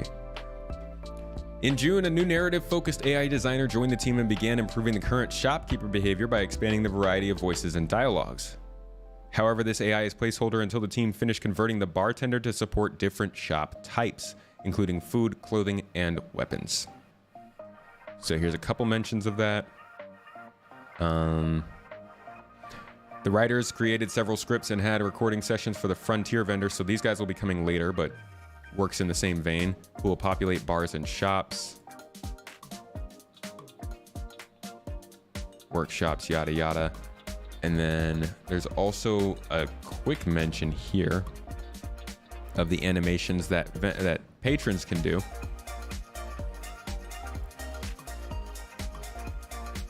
So this one's interesting. July's feature work included supporting the weapons vendor setup by creating weapon pickup and place animations, progressing with the locomotion polish mentioned last. Okay, that's not. Weapon pickup and place animations are actually, I don't know if that's included in this task. Let's see what it says. Vastly expands the interactive usables needed for an assortment of shops and patrons. We will be populating dozens of shops with the vendor behavior previously seen in the bartender. That's what we just read here, right? Yeah. The AI is placeholder until the team finishes converting the bartender to support different shop types. And here in the thing, they talk about the bartender behavior. This will include the coffee stand, pizza bar, kiosks, and more. So this work was finished back in June. I don't know if I don't think they brought this in because the other vendors aren't as up to date as the coffee shop vendor is. So we should be keeping an eye out for this and see if this comes in 3.18, because it's possible they might update all the other vendors to follow suit with what they did with the coffee people, which would be great because ordering stuff not from people when there's a person standing there is kind of annoying. Hey, Anno. Welcome, top mod. I saw Drazen in here earlier too. Dre, you still here? Your buddy checks for the noodle shop to see if they sell noodles yet. Every patch. Really wants those space noodles. Coffee vendor is already broken. Oh, God. The way it be, huh? So yeah, shops and vendors, not a huge addition, but something that we might see in 3.18. Who knows? Updated building blocks HUD. This, I believe, was just a building blocks, literally what it said, building blocks update to the HUD. But I don't know where where that would be coming from. Where did I see that? Huh. Updating building blocks to the HUD. I don't know why I have that on here. Maybe I had... No, I have no idea why I would have that on here. I don't see it on the progress tracker. Weird. Well, we'll ignore that one. And on to the next one. Volt weapons. Somebody was saying just last stream that they have not been touching weapons, and I full-heartedly agree with you. Currently, the last time we ever saw a weapon was the Volt Parallax Rifle Concepts, which are these beautiful, beautiful things. Oh my gosh. I'm sorry, but these are, oh, I love how these look. I know they're heavy sci-fi. For people who are into guns, they probably look dumb. They're probably not like, they're probably not the best designed weapons, but they look freaking cool. And I know a lot of people don't like how they connect a lot of their, the handle to the, what is this, the stock? Right? Yeah. So it's nice that they're exploring concepts where they're not. But these are some concepts for a company called Volt, who I think goes by the Verified Off-World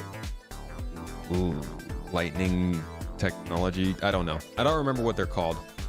But they have a very, very specific style. They are going to be the next new weapons manufacturer to the game. And we saw these concepts a long time ago.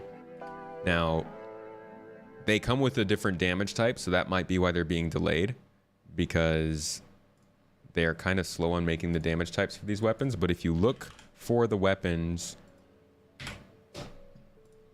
every single one of them at this point will be done by the end of this quarter.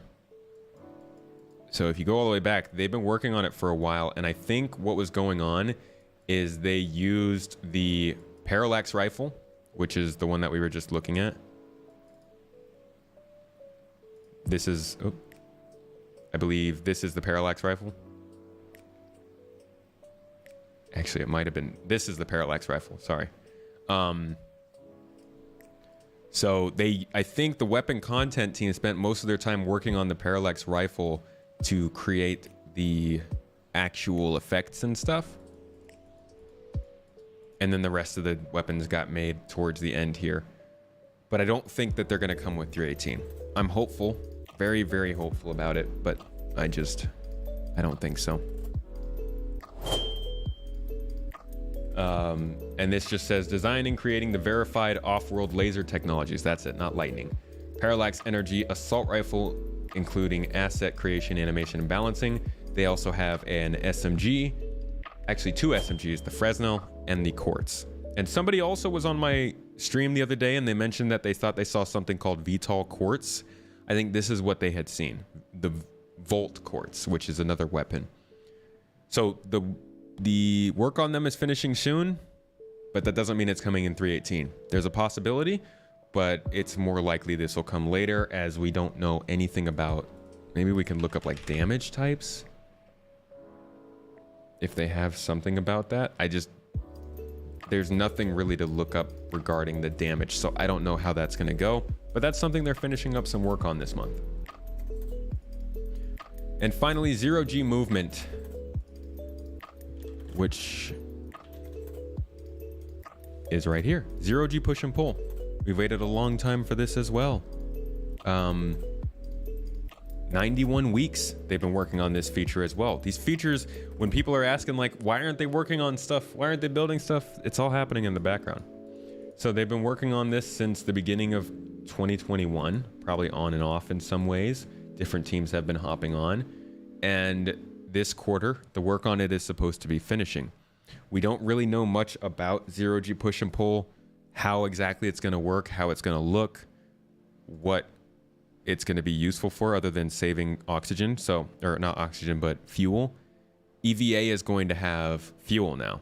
You won't be able to just EVA for as long as you want and not care about how much you're expending. You're going to have to pay attention to what you're pushing out into space to make sure that you have enough to get back to your ship, which is why they're bringing in 0G push and pull so that you don't always have to use your fuel. Again, doing the whole Star Citizen thing. You've got choices, you've got tools, use what you want, deal with the consequences when you do. And we can actually go to another task here. I believe EVA is on here. Yep, EVA Tier 2. Further improves the EVA experience following the transition to IFCS, introduces limited EVA fuel, and encourages the use of zero-G push and pull and the multi-tools tractor beam. And what do you know? It's ending at the same time as zero-G push and pull. So EVA could change. You can see them both ending this month. Looks like they're both being worked on by the Actor Tech team. So whenever we see them in a Star Citizen Live, we'll probably hear more about this. And the Actor Feature team. There's a good possibility we could see something about this in 3.18. Maybe in 3.19 or 4.0 though. I don't think there's an EVA Tier 1 on here, to be honest. I don't know. That might have been a stealth ad. Yeah, it's not on there, so I don't know. But they do have EVA Tier 2 on here, and it's finishing this quarter, so maybe, just maybe, we will be able to catch it before the end of the year. But I don't know. And my battery's gonna die. So that really is a full, very in-depth, very long-winded, and probably unnecessarily complex overview and early preview of what we might get in 3.18 this year. It's a big patch. It's a really important one, and it's coming with the most important features of the year: persistent entity streaming and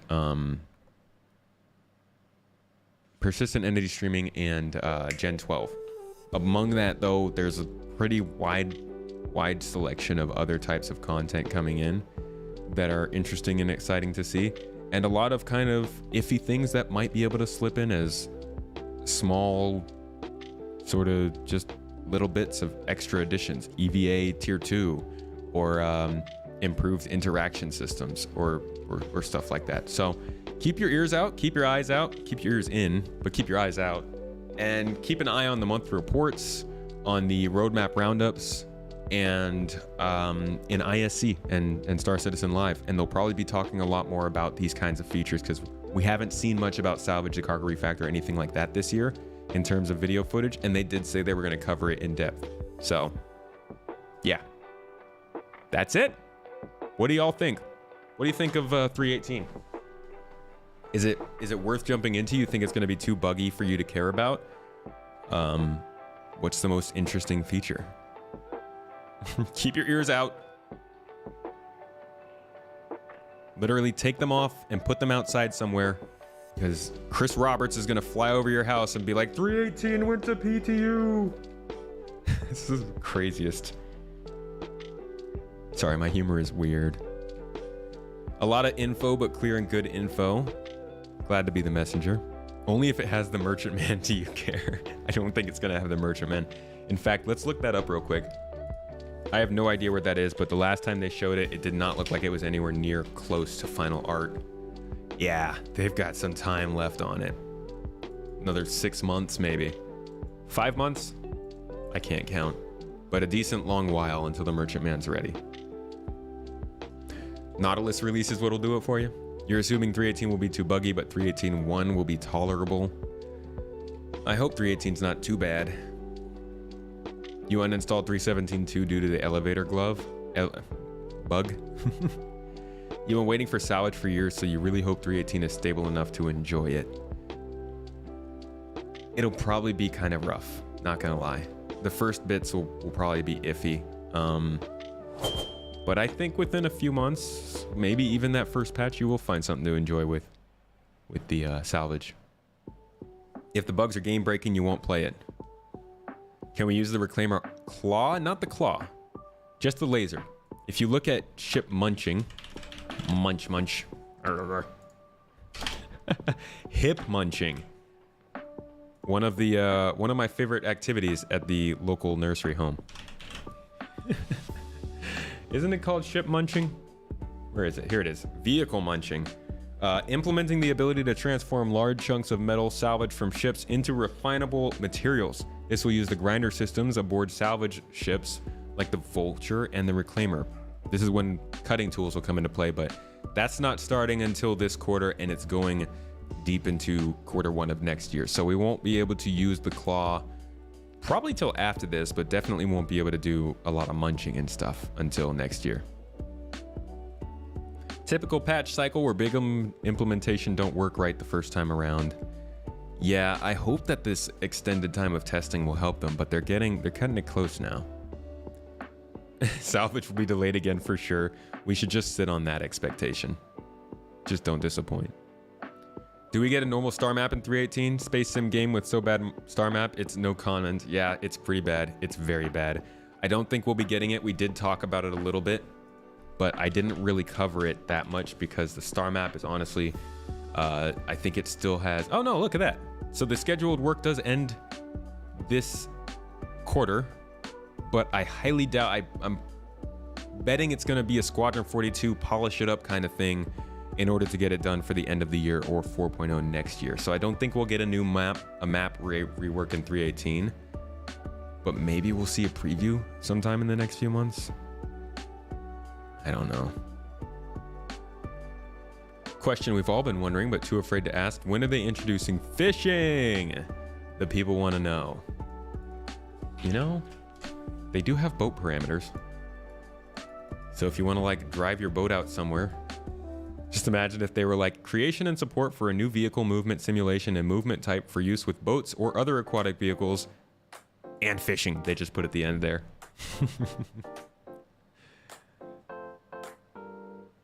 The oldest worst feature. Yeah, the star map at this point is probably the oldest part of the game to not see any sort of update. I don't even think it's been converted to building blocks. The star map has been almost untouched for like 5 years, and it's just so bad. It's the worst part of the game, I think, at this point, and they definitely need to get it done. But they've been working on it for such a long time. They started talking about the star map reworks like 2 years ago when building blocks was first starting to be implemented into the game. Oh, here's that map marker system rework I was talking about where we might start getting AR markers. But if we look at the star map work, 76 weeks of work started in Q2 of 2021. I'm going to go ahead and call more work on that because they were talking about concepts and previous stuff all the way back in 2020, I think.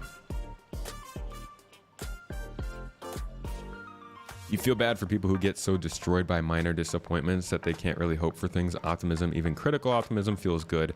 Yeah, it feels good to look forward to things. But I understand feeling burned. You know, you get burned out on the stuff. You guys know we'll only get 4 systems on release, and the 100 that they promised on release, no avoiding it, time is running out. Oh, they're not going to have 100 systems on release. In fact, I believe they have clarified that at this point, that there will not be 100 systems at release. They're just focusing on quality over quantity at this point. It's when new players you introduce struggle the most. Yeah, that's the hardest part for them. Not a single piece of UI is good. They really need to work on their design.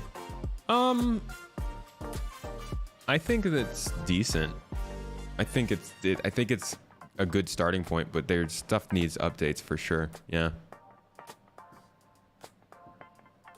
Like if they're gonna keep iterating on it, then it's good. For now, it is very much a kind of a bare bones thing. But somebody was saying in the last stream that UI is generally something you work on last. So it could be possible that they just honestly are trying to get something passable out that works and functions well enough for us before they actually double down and go crazy with UI. Because we've seen some really cool UI previs.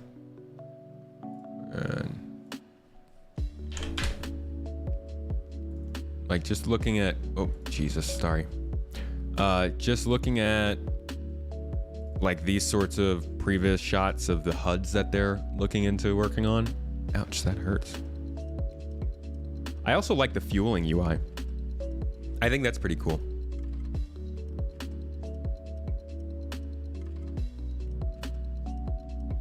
Where is that? Here we go. I like this UI. I think this is pretty solid. It feels easy enough to understand, but complex enough to look cool. It obviously needs more details to it and more polish, but for like a first version of this UI, I'm fine with this if the refueling UI is going to look good in a few years. You ever seen the original star map concept? Yeah, we were actually going over it like 15, 20 minutes ago.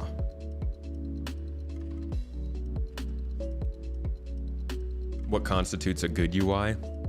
I think information, I don't know. Don't ask me.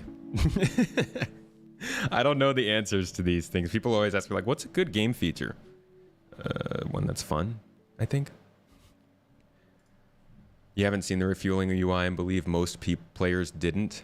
Probably. But it is a sign of the UIs they can at least do. And I'm a fan of it. I don't know if we have an example of the other screen. See, this one's not as good. This is the other side of the refueling UI. Obviously, a little bit less fully featured.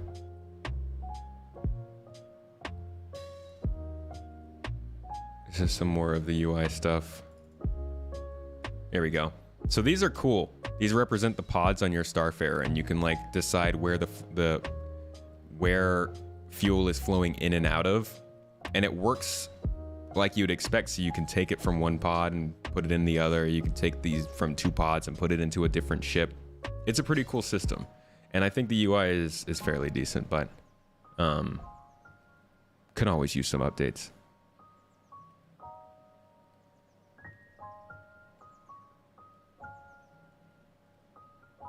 Ease of use. That is a good first step towards good UI, yeah. You're a 2014 player backer, so you've seen a lot of Heartbroken a few times by CIG, but still here though. It was definitely worse back in the day, huh? Like back in 2017, 2018, 2019, you get a lot more disappointment. I think 2020 was the last year we got a lot of disappointment because now they've scaled back that roadmap. It allows people to get more surprises than disappointments. Medical UI also looks good.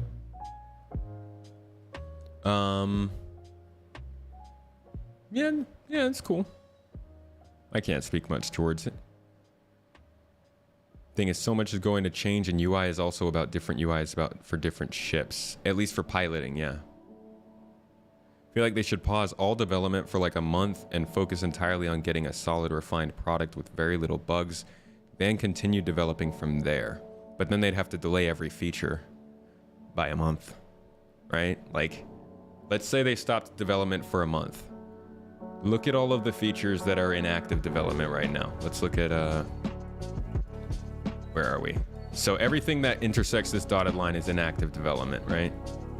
You just scroll through and you start to see how many things intersect that line. And you realize if they take a break for a month, every one of these developers are going to put down their work, delay their own work for a month, and those delays will knock on to other features that are being worked on for the future. And those delays will knock on to other features. And on top of that, the updates will be delayed, spawning more bad press.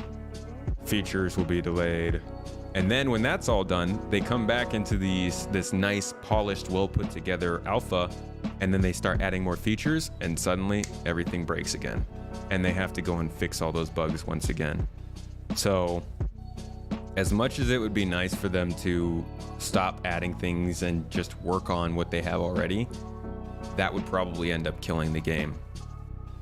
Because they would slow down and then they would just end up running into stuff and redoing all of the bad stuff again.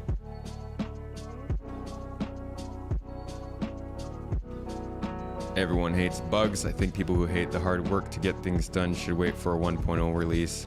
Yeah, the alpha's not ready for a lot of people. It's definitely better to watch than to play for plenty, I think. And to be honest, if I didn't cover the game as much as I do, I wouldn't be playing it this much. I wouldn't be covering it I wouldn't be like this into the development. I love it because I can do it and I've like found a rhythm, but back in 2019 I wasn't really that obsessed. Okay, that's a lie. Mrs. Tomato will call me out for that. I was obsessed, but I think there's definitely a subset of people who probably shouldn't be involved in Star Citizen just yet. It's not necessarily easy. They merely adopted the bugs. I was molded by it, born into it.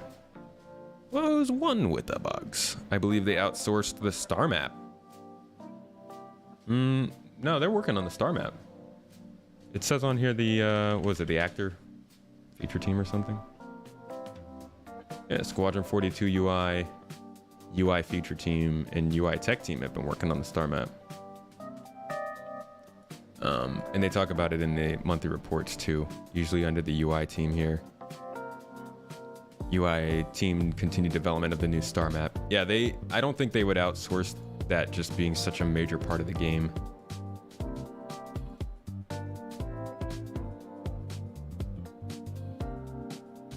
CIG, it's a good thing. I love you guys so much. Yeah. That's how this game is. It's funny because people think that because the people who stick around are doing it despite all the bugs, they are a cult, but in reality, it's just like they really like something wrong with the camera. In reality, they just really like the game and nobody else is doing it, so this is where they stay. Do you reckon we could see the 600i rework ship in 3.18? I'm doubtful. Is it on the progress tracker? I actually haven't heard anything about that. Gold standard has been done for a while, but yeah, I don't know. They haven't mentioned it on the monthly reports at all. You rage quit at least once a day. Don't get me wrong, I totally believe in it so far to the tune of 3,500. I just feel like they're always playing catch up. Hope the long delay on 3.18 will allow them plenty of time to get some more stability and further solidify their foundation. I think it's a permanent, semi-permanent problem. I think that's the corner they backed themselves into. They said, we want to make this ridiculously complex game that's honestly more complex than most other games that exist, but we also want to make it playable at the same time. Those two things just don't mix, you know? I feel like they're always going to be catching up until they get to the point where they've reached a minimal feature level, you know? But I also think they'll clean it up over time. Gen 12, server meshing, some other buzzword. Those things kind of hopefully will iron some of this stuff out throughout the quarters. So often you just need to think back to where it started and look at where it currently is and appreciate the development that has been done. You know what sucks about saying that? At least in public. It's like as soon as you do, they'll be like, well, yeah, no wonder, 10 years. I'm like, yeah, it's been 10 years, but besides the time, it's kind of cool to see where this game is. I mean, I guess that's part of the allure of jumping in now. You didn't have to see all the sausages being sausaged throughout the years. You just get to see where they're at now, and like, it feels like a real alpha at this point. What do I think the actual realistic impact of persistent entity streaming will be on gameplay in 3.18? I think it's going to be a lot of subtle stuff, but it's going to be like for instance, you're going to be able to bring food onto somebody's ship and leave it there for them. You're going to be able to go and set up a little base of operations with your friends somewhere in the forest and always be able to go back to that place because somebody just left their ship there. You're going to be able to I don't know, keep a stash of materials somewhere that you might want to go back to get it. So there'll be like small improvements, little things that depend on the player's own gameplay to really take advantage of. But more than anything, it's setting up the entity graph, replication layer. It's priming us for server meshing. And it's an important piece. I don't know how much of the tangible everyday gameplay you're going to notice change from it, but we probably won't really understand it until we start using it. You backed in 2013. When did I? I believe I was 2014. Like October-ish, maybe? September, October 2014. Comparing the stability from 2.x or even 3.1 to now is vastly better. Oh, 3.3, 3.0 to 3.2 was so bad. Oh, it was miserable.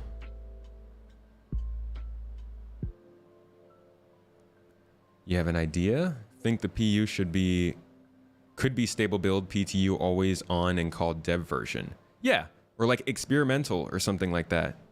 I hope that's what they do. I hope they continue with this trend that they're doing with 3.18, and they start to make that the PTU is just always going. It's just less stable.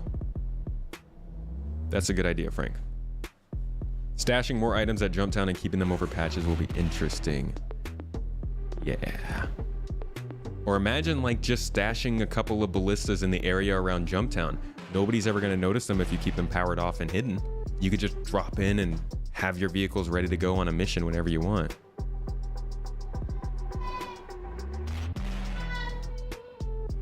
All right, I think Mrs. Tomato is hungry. What time is it? Oh, we've been going for a cool minute, actually, guys. It's a solid 4-hour stream, folks. Solid. I'm actually gonna go ahead and give us a raid and send us off because it is the middle of the night and I'm ready to go eat. So, folks, my friends, my people, let me find somebody to throw the raid at.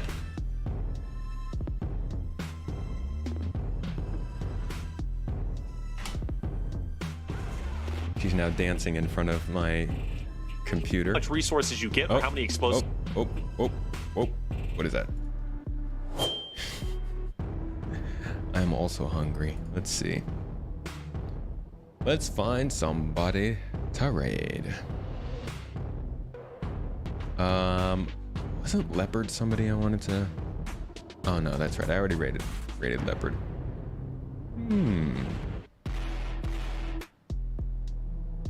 Somebody that we've been chatting with a little bit recently. We could do. Yeah, we could do them. Yeah. I'm gonna find a lower viewer person. Oh look, Detox is on. How about we raid Detox? It's been a little while since I sent people over his way, and it looks like he's just about to get started. So it's perfect timing. I'd like to thank everybody for coming to this stream. Gosh, you know, I said on Twitter, for anybody who actually follows that stuff, I did say that I was going to start doing more of these kinds of just talking streams, getting people updated with the news and look at the development of the game. I like it. I think Mondays and Wednesdays I'll probably continue to devote to that. Fridays will continue to be kind of a wild card, and then Saturdays we will jump in and we'll do some we will do play with the org, new player streams, playing with Mrs. Tomato, stuff like that. So that is the end of this one, and I'd like to thank everybody for joining me for it. 3.18 is looking like a good patch. I'm excited for it. There's no real knowing exactly what's going to be in it, but for now, with an early preview, it's pretty exciting. I like it. If you like this stuff, you can support me either on Patreon, becoming a Twitch subscriber, or a YouTube channel member. And you'll get exclusive videos with that, like my most recent one talking about the failure of hover mode in Star Citizen and how CIG hopes to make it better and improve it with the heat system and resource management later. So if you like those kinds of things about the development of the game and getting deeper into it, feel free to check that out. Consider becoming a supporter. If not, I'm glad you came to this stream, and I hope you decide to come to another. They're always quite fun, and chat's pretty cool. We got a really cool community here. Yeah, Ferrister, I'm hopping on out of here. Thank you for being here, though, man. Appreciated. So, Axis, are you streaming on Twitch?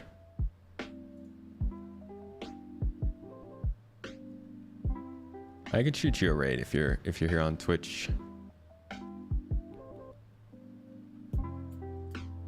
What's your name on there?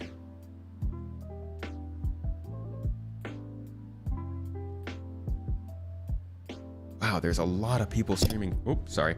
A lot of people streaming Star Citizen now. Holy crap. Oh my gosh, since when did this many people stream this game? Wow.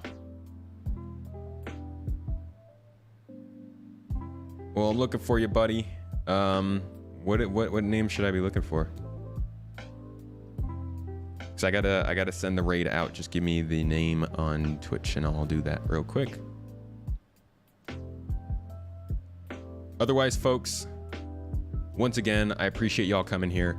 Thanks for watching the videos. Thanks for participating.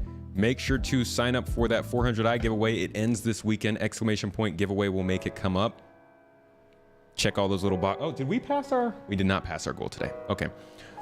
So Friday will be our last chance to unlock another secret code for people to get extra points into that giveaway, but make sure to get in on it. We also are giving away a mug. If anybody wants to exclamation point ticket in Twitch and get yourself a custom Space Tomato mug. Axis 009. Okay.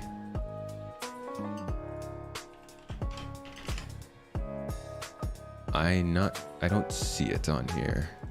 Oh, 0096. It's not popping up for me, my friend.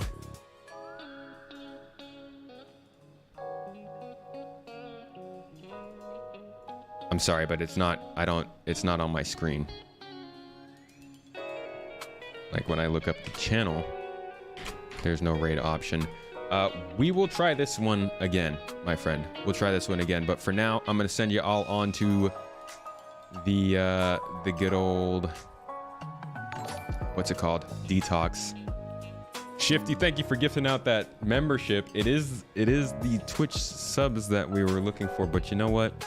Because you're a homie, and I appreciate the effort, I'm gonna drop this real quick for anybody who wants to get an extra code in on the giveaway. Write that down because I'm about to go and give the raid off. Get that code. Go to the 400i giveaway. It's on my website, spacetomatogaming.com/giveaways.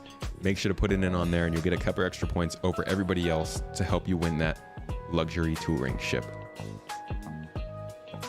Maybe don't have the raid options set up. That could be it. Can you raid, I guess you could probably raid it non-affiliates. So I don't know. We'll have to figure that out. Either way, folks, I'll catch y'all later. I hope you got your secret code there on the stream. Give you a couple more seconds to get that code in. Make sure to write it down, save it for yourself, and make the most of it. 400i is a cool ship. I'd have one if I could, but I don't. Anyways, folks, 318 hype. Catch y'all later. Have a good day.